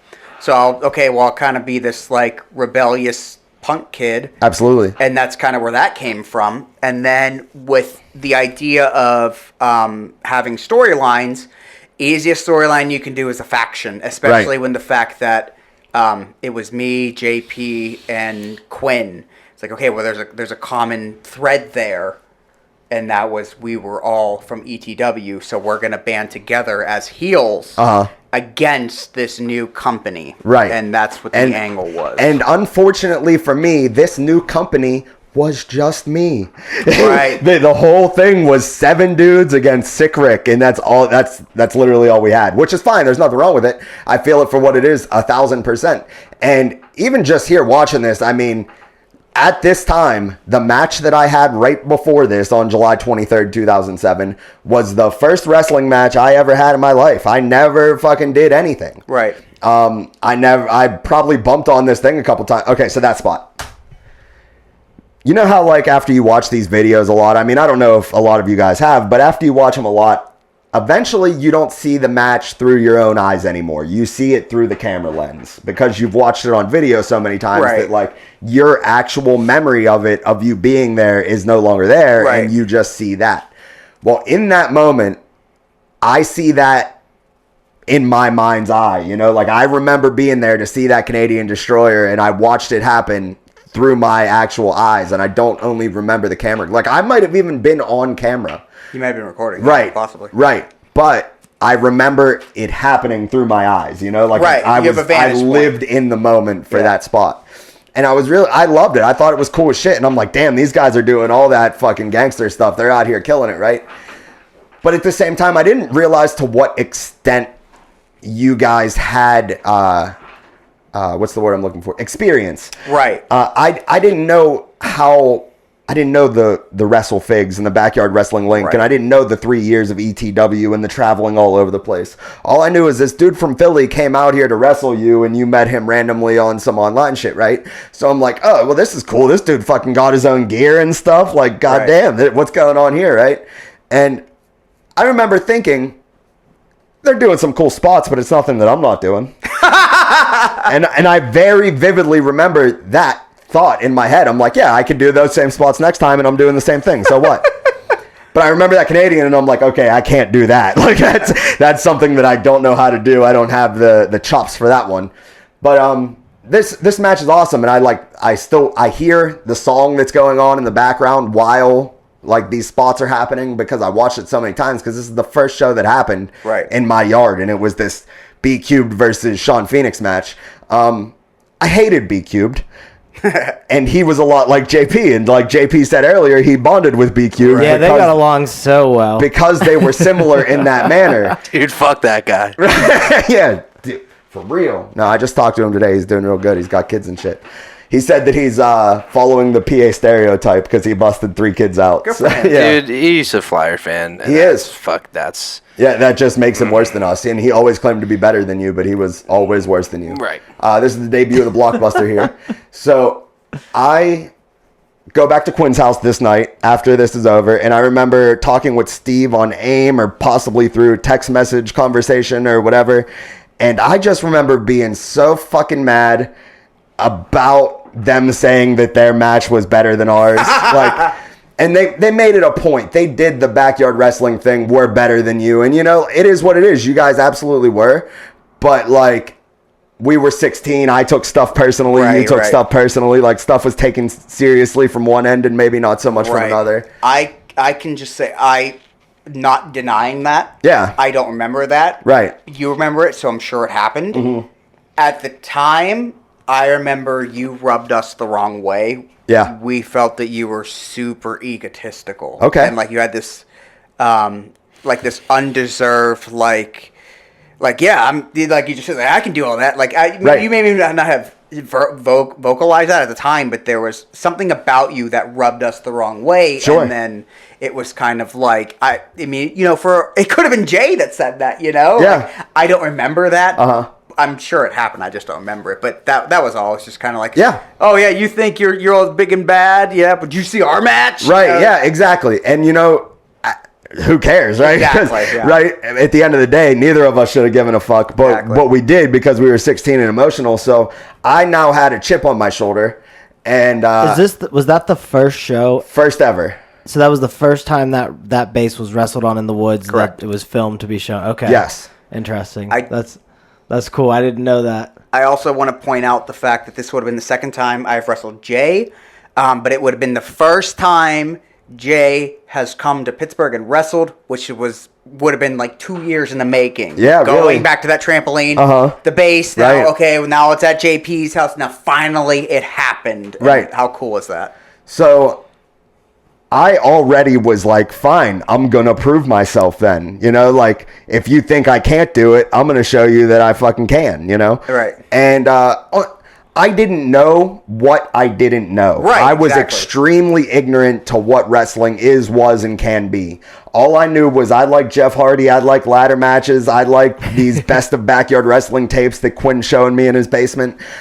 That's what I knew. Right. And I now have the arena in which to do it, and I have people telling me that I can't do it, or that maybe I shouldn't be doing it, or whatever, you know? I don't think we would have ever said that. I mean, maybe we did if you remember, but No, I don't know. So, okay, I don't mean it to be like it was directly told to me in that manner, but the idea that was portrayed upon me was, you are not good enough to be doing this. Right. ETW on there? Yes. Yeah, so right. I got diagnosed with mono, and I was like, okay, well, I was told that my liver could, enlarge or whatever, so that's why Josh couldn't wrestle, because it's like dangerous. But I was like over it. Like I remember once Jay left, I was sick. Like it just hit me out of nowhere. And You and Jay made out too much. well, that's the thing. Like I don't, because I think my I don't think we kissed once. well, it's even weirder because I think I was dating Sam at the time, and she was away at camp, so it wasn't even like I got it from her. Right. But Mono's not just a kissing disease. But either way, you can see on this sign here, you see the NW2 written in the background, the Phoenix on the top left. You got a little beastie at the bottom. It looks like there's no HWC. I wasn't an HWC guy. I take that personally, You that see it wasn't destroyed. I see SCAW very clearly. Do you know what this one was right I here? have no idea. Yeah, I can't even tell what that says. Maybe that says Cowboy Steve. And I want to say maybe ESW. Cowboy Steve. Could that be ESW? Yeah, and then over here it says like thanks for everything or something like that, Right. and then he writes goodbye in spray paint. Does and it not say then WCW at the bottom? lights it on fire. He hits a little promo talking about Mono here and baby facing essentially, right? If I remember correctly, this is probably one of Folkland's best matches. I agree. So basically, So that means I couldn't agree more. In fact, and this is also Sick Rick's worst match And my ever because muscles it's are the killing first me as one well. that's ever Blood on been me. put See to that? camera. The one before this wasn't even filmed. I'm so underweight. I didn't want to get out of bed this morning. You are really I just skinny. wanted You to lay in all bed all came day. in skinny as fuck, except for Dominic was kind of looking nice by the Right time now, he showed I'm up. tired. I just wanna That lay was down my and die. that was my shine moment. Ed was And, skinny as no, hell. no, Deke the Freak was scoliosis, skinny. Like no, everyone was usually. super skinny. And the thing is, like, I was kind of like And chubby it's freshman easy year, for it to and rupture. just like the way that my Ruptures. schedule was, Uh-huh. like I Bleeding. just walk in the hallways from basement Die. to fourth floor, Which is and why like it's funny because like that there's gave. I'm going on a tangent now, but like debate that on what's gave me gonna a happen warped today. perception Who's of what my Sick body. Rick gonna Little wrestle? dysmorphia. What's gonna Yeah, happen? Yeah. I was like, I need to look like this Well, because I didn't really have a last I don't have match. I this, just had a baby match, fat and anymore. Turns out that might So be speaking of my baby last. fat, you were But I don't baby want facing that. the I crowd never here want after that. I've coming always back wanted to as go like. out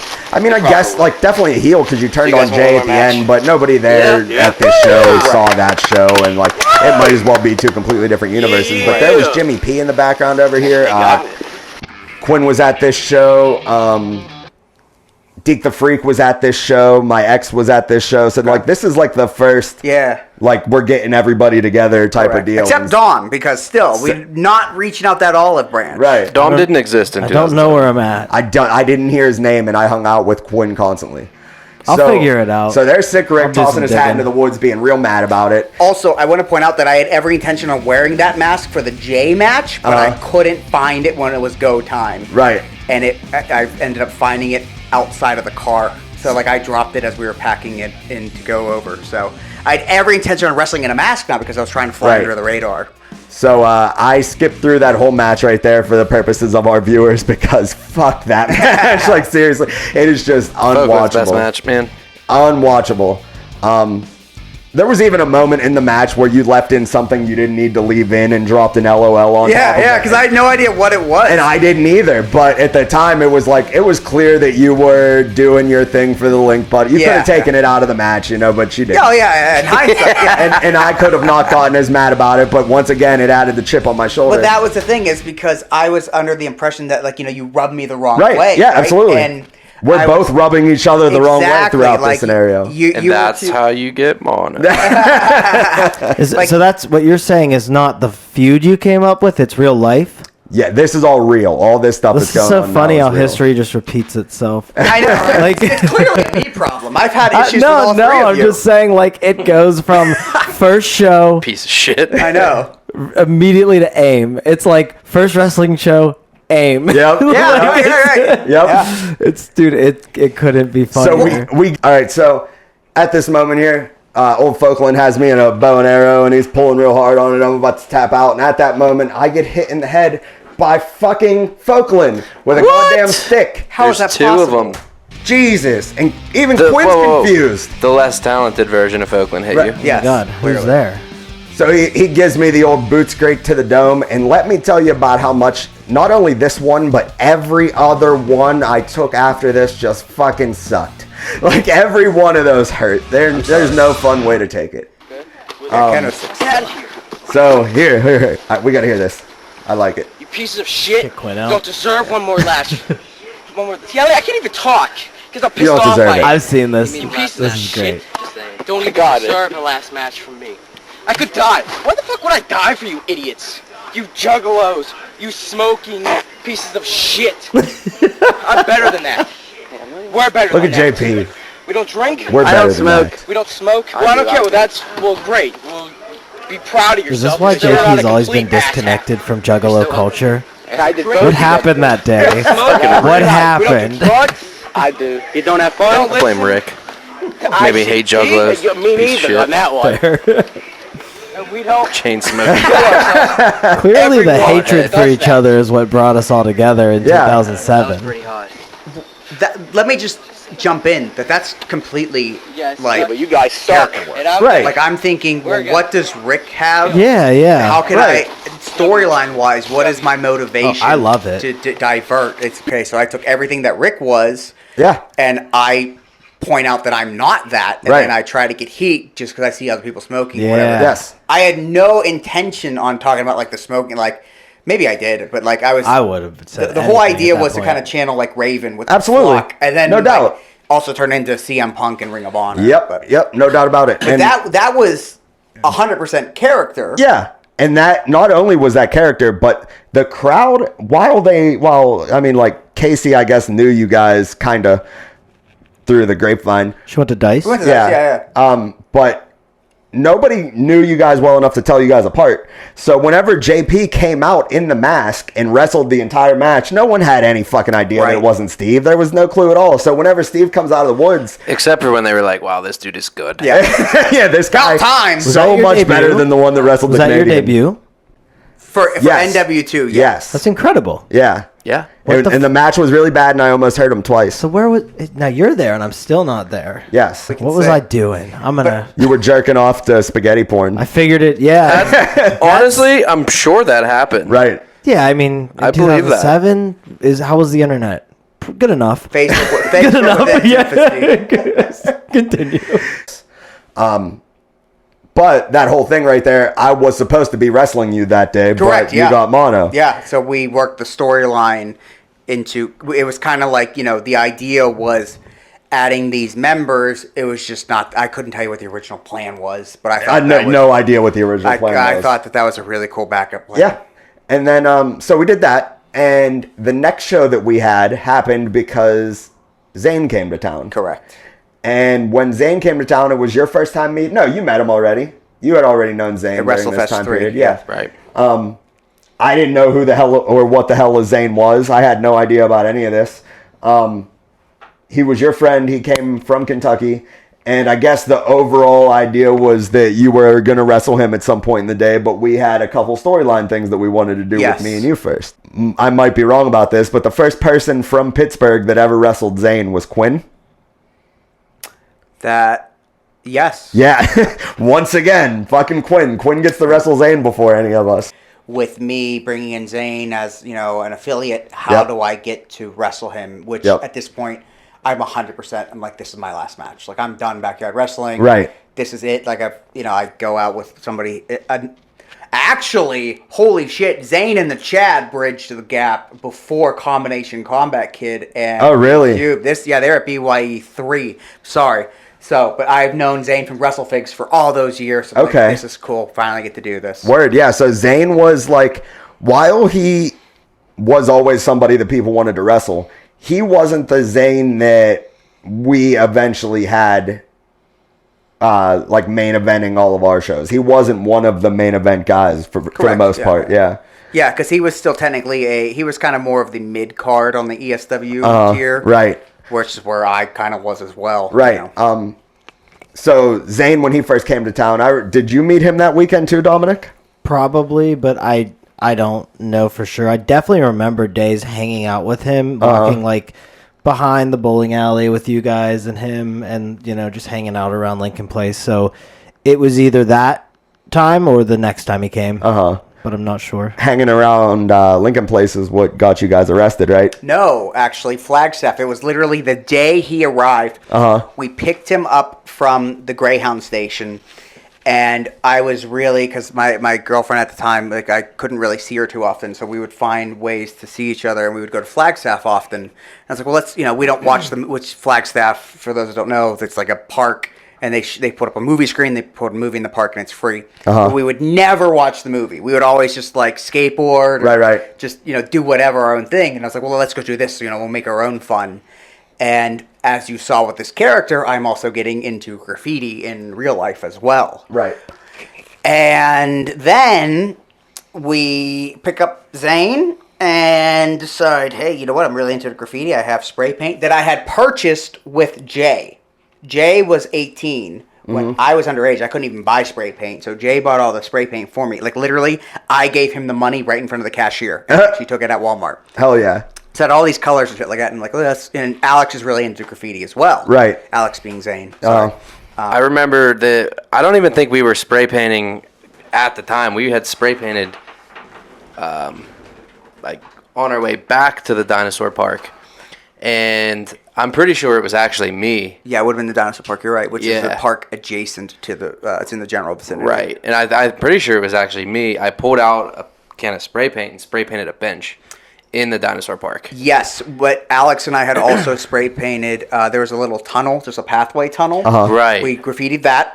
I used a paint marker and graffitied some of the playground equipment, climbing in crazy areas, just doing it, because people marker shit like that all the time. And I didn't think a big deal. Like, oh, cool, I get to do this, and I get to feel like, like get this thrill that I'm into now. And then, I don't know what's going on, but then you got bored. And I don't know what motivated you, but you were like, let me do something. And like you went into my book bag, and you grabbed a can of spray paint, and you spray painted the bench. Right.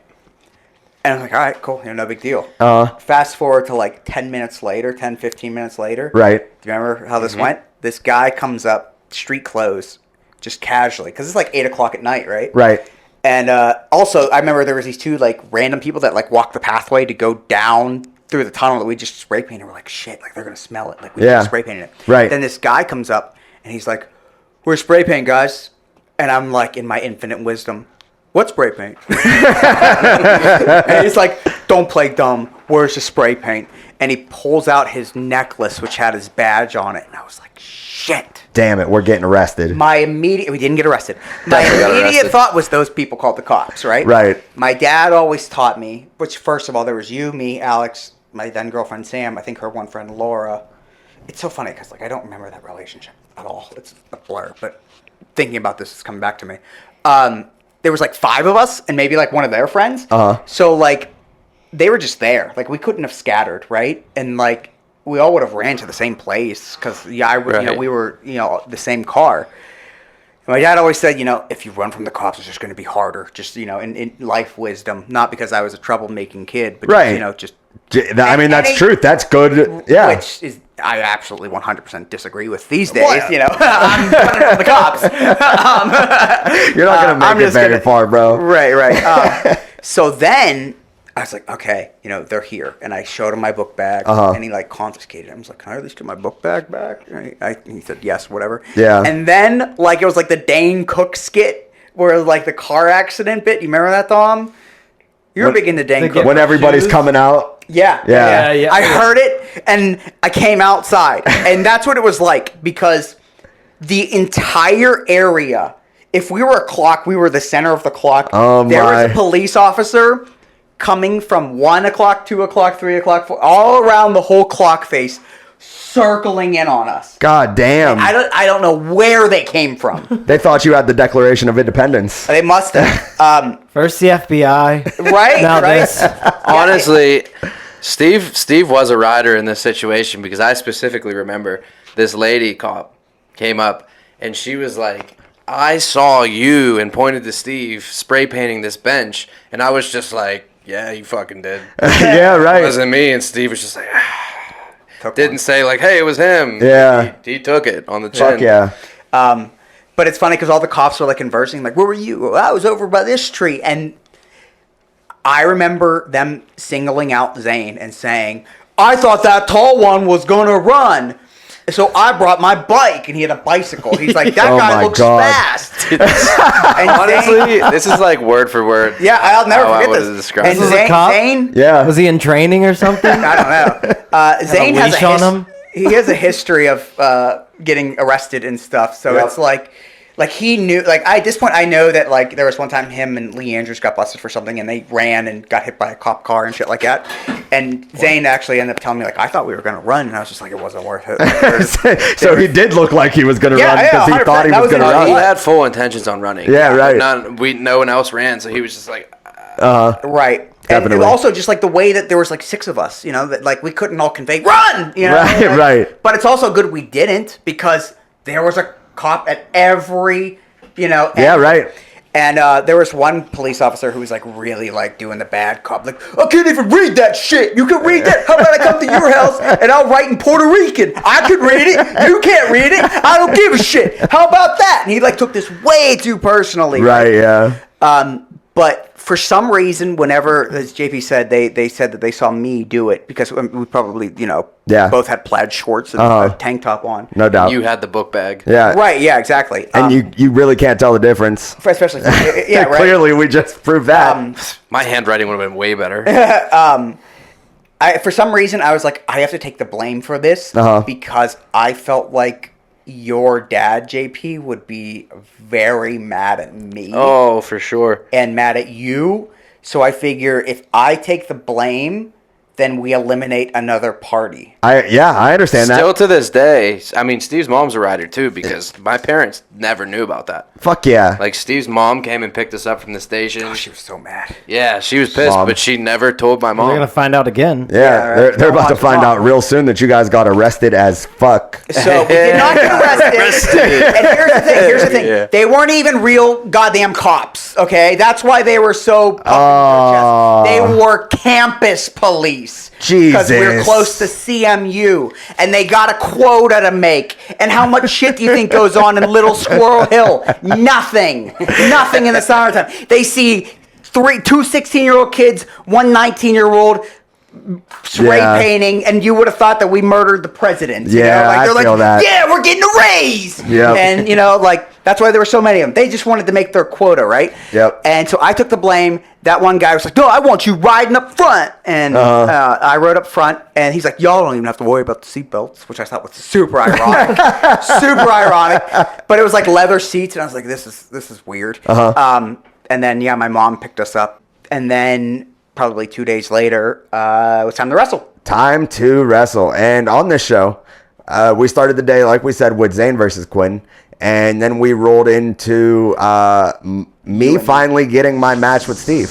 Yes. And I remember It's not recorded. I saw, It's all good. I was like, man, I can have this type of match I want to have. But I do have hard feelings for one Yep. person. No Two doubt. people actually now that I think about it. And that started a thing for me going forward. Oh, I didn't know that. Yeah. Yeah, so I got hit over the head. No, I hit on the. How did I? Okay, so I knew this was going to be like a little bit of a That'd be thing. my cell phone. So the idea was you said, hit me in the head. Yeah, I'm not happy with So it. I pick up the My light point, tube I'm not happy. and I bust you in the head, a good one. But Lay as down. anybody who's taken light tubes probably knows, I knew. you don't really feel them. No, they're not bad at all. It kind of explodes and then the shit happens. Dom hit me with the first one before we even Summer started Bash. wrestling. No, before that. Oh, we just did it? Yeah, I had a light tube. It was like a couple days before the one IWC show at the Big Butt was Oh, there. yeah. And I had a light tube, and I remember I wore this really weird shirt for some Camera's reason. recording It it was from a recorded box. on my dad's digital camera. Right. And Dom That's probably him whacked right now. me with it I probably so should. hard Hell yeah. that it I sucked. thought Like you it were smarter was than that. What are you, painful. 20? Yeah. And then I remember 21, 22. watching it and You're like still pausing doing it, and this, you could dude? see there was like a flame.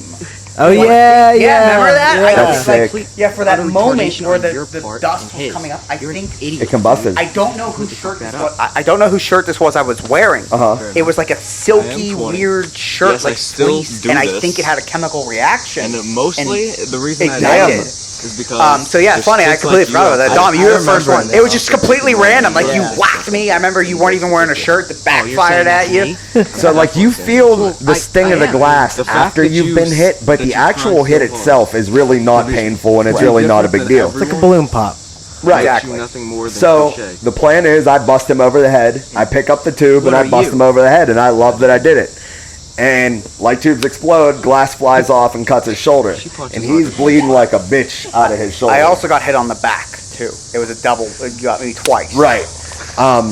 So he's bleeding like a bitch out of his shoulder, and like we have the match, and it goes on, and we do the thing, and I think I beat you. I don't really remember. It says on here that the camera got fucked up, and I 100% remember the camera got fucked up because we used the same camera to film what we're on right now. So Right, something- and I remember telling you that it was gonna be my last match. Right. I think the battery was dead, and I was Yep. like, Rick, I need you to record this for my Absolutely. last match. Right. And I remember you saying, if I find out you wrestle after this, I'm very upset. I really said that. Yeah, That's funny. I mean, I get it because you had to go all the way back into the house and charge it, and Oh, we I just- did. I remember that now. Yeah. We just wrestled it and we didn't record it. And you're Yeah. like, man, why would I do this for this guy, right? I Right. don't Yeah. blame you. Absolutely. And I remember even like to the day where I came back to wrestling at, BYS, whenever. It was like, wow, like going back on, like I remember that moment, like, because at that time, like I'm never going back here. Right. Like I promised, dude. Right. Like Absolutely. I'm going pro. I don't And, care. and that's why the blood's all dry and everything, because it had been a while since the match happened. You just left it Exactly. lay there, but the blood's all dried up now Correct. because I had to go back in and charge it. Yeah, definitely. So go back in, charge it, come back out. I'm filming this. He says I just had a match with Sick Rick, whatever. And as far as we know, this is probably the last time we're ever going to see Steve, and this is our introduction to watching Zayne wrestle. The idea behind Zayne versus Quinn was that it was going to be revealed that Quinn was also in the group. not again. And Quinn was the champion. Yes. And Zayne was supposed to lay down for Quinn Yes. to get the belt. Yes, and he did lay down for a second, and then he thought better of it and stood up and started fighting. Exactly. Yeah. And then the idea is, you know what, I'm trying to leave this company and I want to steal the belt. Why, Yeah. you need to do this so I can, you can lay down for me and then we can kill this company. Because that's Right. I was also inspired by the NWO. Yeah. So you asked him, you're like, what are you doing? And he's like, I'm just living life, man. Like, just being real Zayne.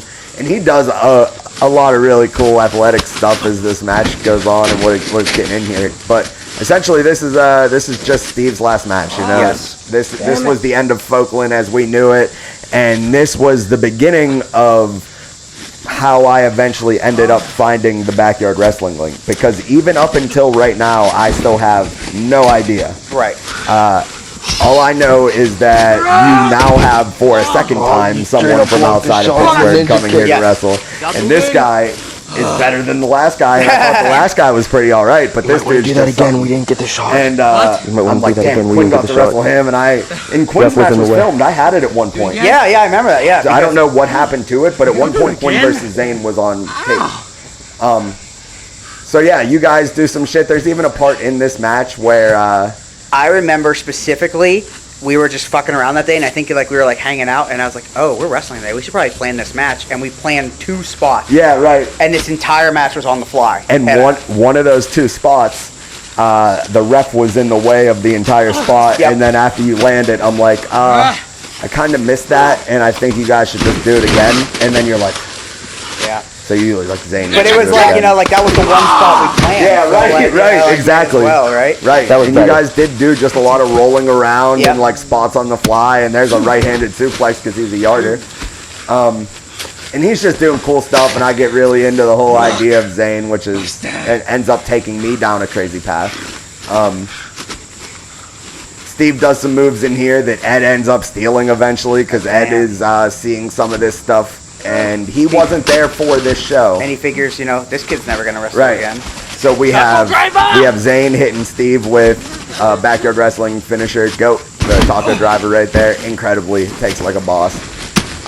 There's all three of them boys, and then Steve almost immediately gets up. Oh my God, that was so fun! Yeah. Like he was so happy it was over. There it is. There it is, yeah. Because like I had never done a match on the fly, Right, And yeah. I just like that chemistry I had with him, and we had never wrestled before, Right. You know, it was just like unlike anything that I'd ever done. And there was a time where I actually wrestled essentially Freak Boy on the fly, and it was rushed, you know, like, so to speak. It was, but it wasn't like purely on the fly like this was. So we thought that was the end of the line for the most part. We didn't know what else was coming. That was the end for me. Yeah. Which meant the end for JP. Right, exactly.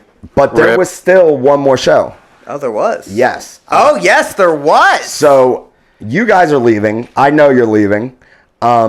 Me and Quinn are talking about what are we going to do from here, right? And this is where I finally start to get Ed involved. And Ed is Hack Edgeman, backyard wrestling goat.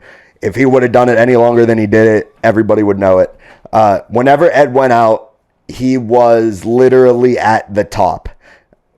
When he started was on camera for this moment right here. Oh shit! So Uh-oh! here we are. Oh, it's over. Which I remember at this point you were It's at. I was over. like, okay, well, I need to get the belt back storyline wise. Yes. And the initial plan was going to be. Jay's here again. I was going to say it was going to be like an impromptu thing where, like, you know, somehow like it's not like I actually kind of pseudo wrestle again, but I like squash you just so my character wins Right. the championship, so I can quit. And I was like, well, you're like, no, I have to win the belt. Do you remember this? Yes, absolutely. And I was like, that doesn't make any sense. I was like, if I steal the belt and quit, what's stopping you from like calling the cops on me? I was like trying to be like, Right. like giving you logic, and you just weren't having it. And I was like, Rick, So the reason I wasn't having it is because I knew you were done. I didn't care what your input was. Okay. I That had makes sense. zero, anything you had to say to me, not as a person. As a person, I was cool with Right, it. right. In terms of like you trying to tell me what I'm going to do here, I'm Right. like, no, you're gone. Me and Quinn are Right. doing stuff now. Like I'm trying to get Ed involved.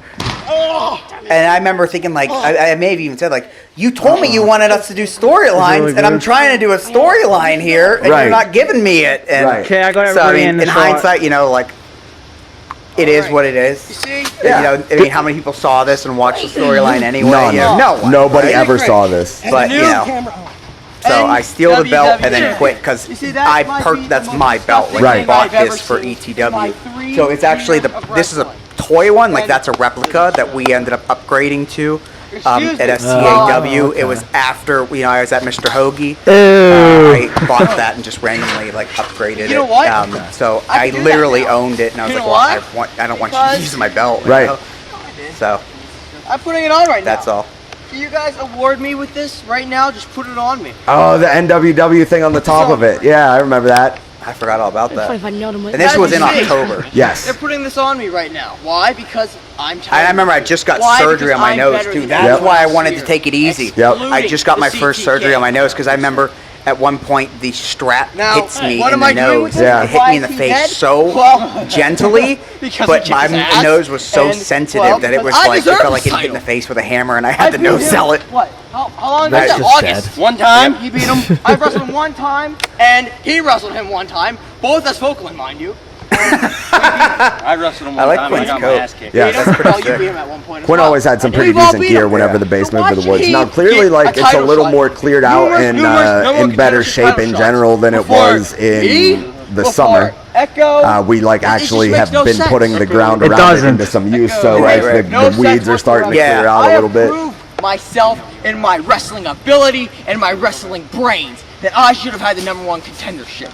So I didn't know what the hell that meant. Like, I still don't know why you think so much of yourself. Like, even though it's in storyline or whatever, but the stuff you were saying is like, I actually have experience here, and he doesn't. And I'm like, what experience? Right, okay, that makes sense. Right. You didn't know. Right now. Well, I mean, you knew that I was Sean Phoenix. I wrestled as Quinn. I'm sure I told you about Super Show. No. No? Well, I mean, you definitely knew I wrestled Quinn. You intentionally went out of your way to never tell me about any of it. Trust not You would always taping. say, like, I post on the internet sometimes, and that's it. I don't remember that. Yeah, it was like Barry, we're not going to tell this guy about this. That's so funny. We're taking That's so, sorry about that. So this is Probably also around the time you were trying to hide your Yeah, exactly. yeah, and that would make sense too, because why would I care about posting your shit wherever I posted it? You know, I wouldn't.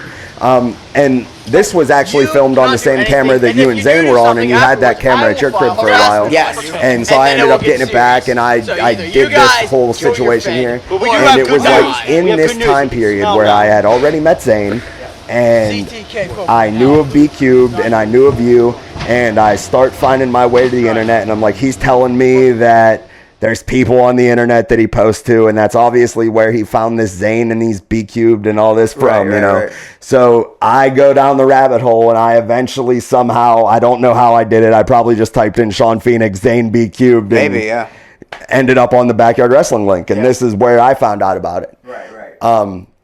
I later tried to introduce Ed to it, and whenever that kind of stuff starts rolling, we get into a little fed that we ended up calling NWW Pittsburgh. Cool. Nobody here was in NWW Pittsburgh. So for the first time next episode, we're going to be introducing Spike, a.k.a. Quinn Carnage, a.k.a. Caden Angel, and the GOAT Hack Edgeman. Oh, really? Yeah. Goated. I got them coming over here for the next episode, and I just really hope they make it. I probably can't make it for that one. I understand. Dom, you'll be here, right? I hope. This is your house. Yeah, absolutely.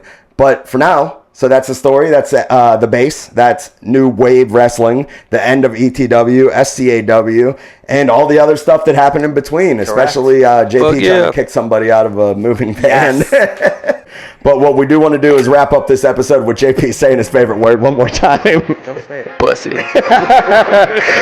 Fuck you, Golden Triangle Movie out.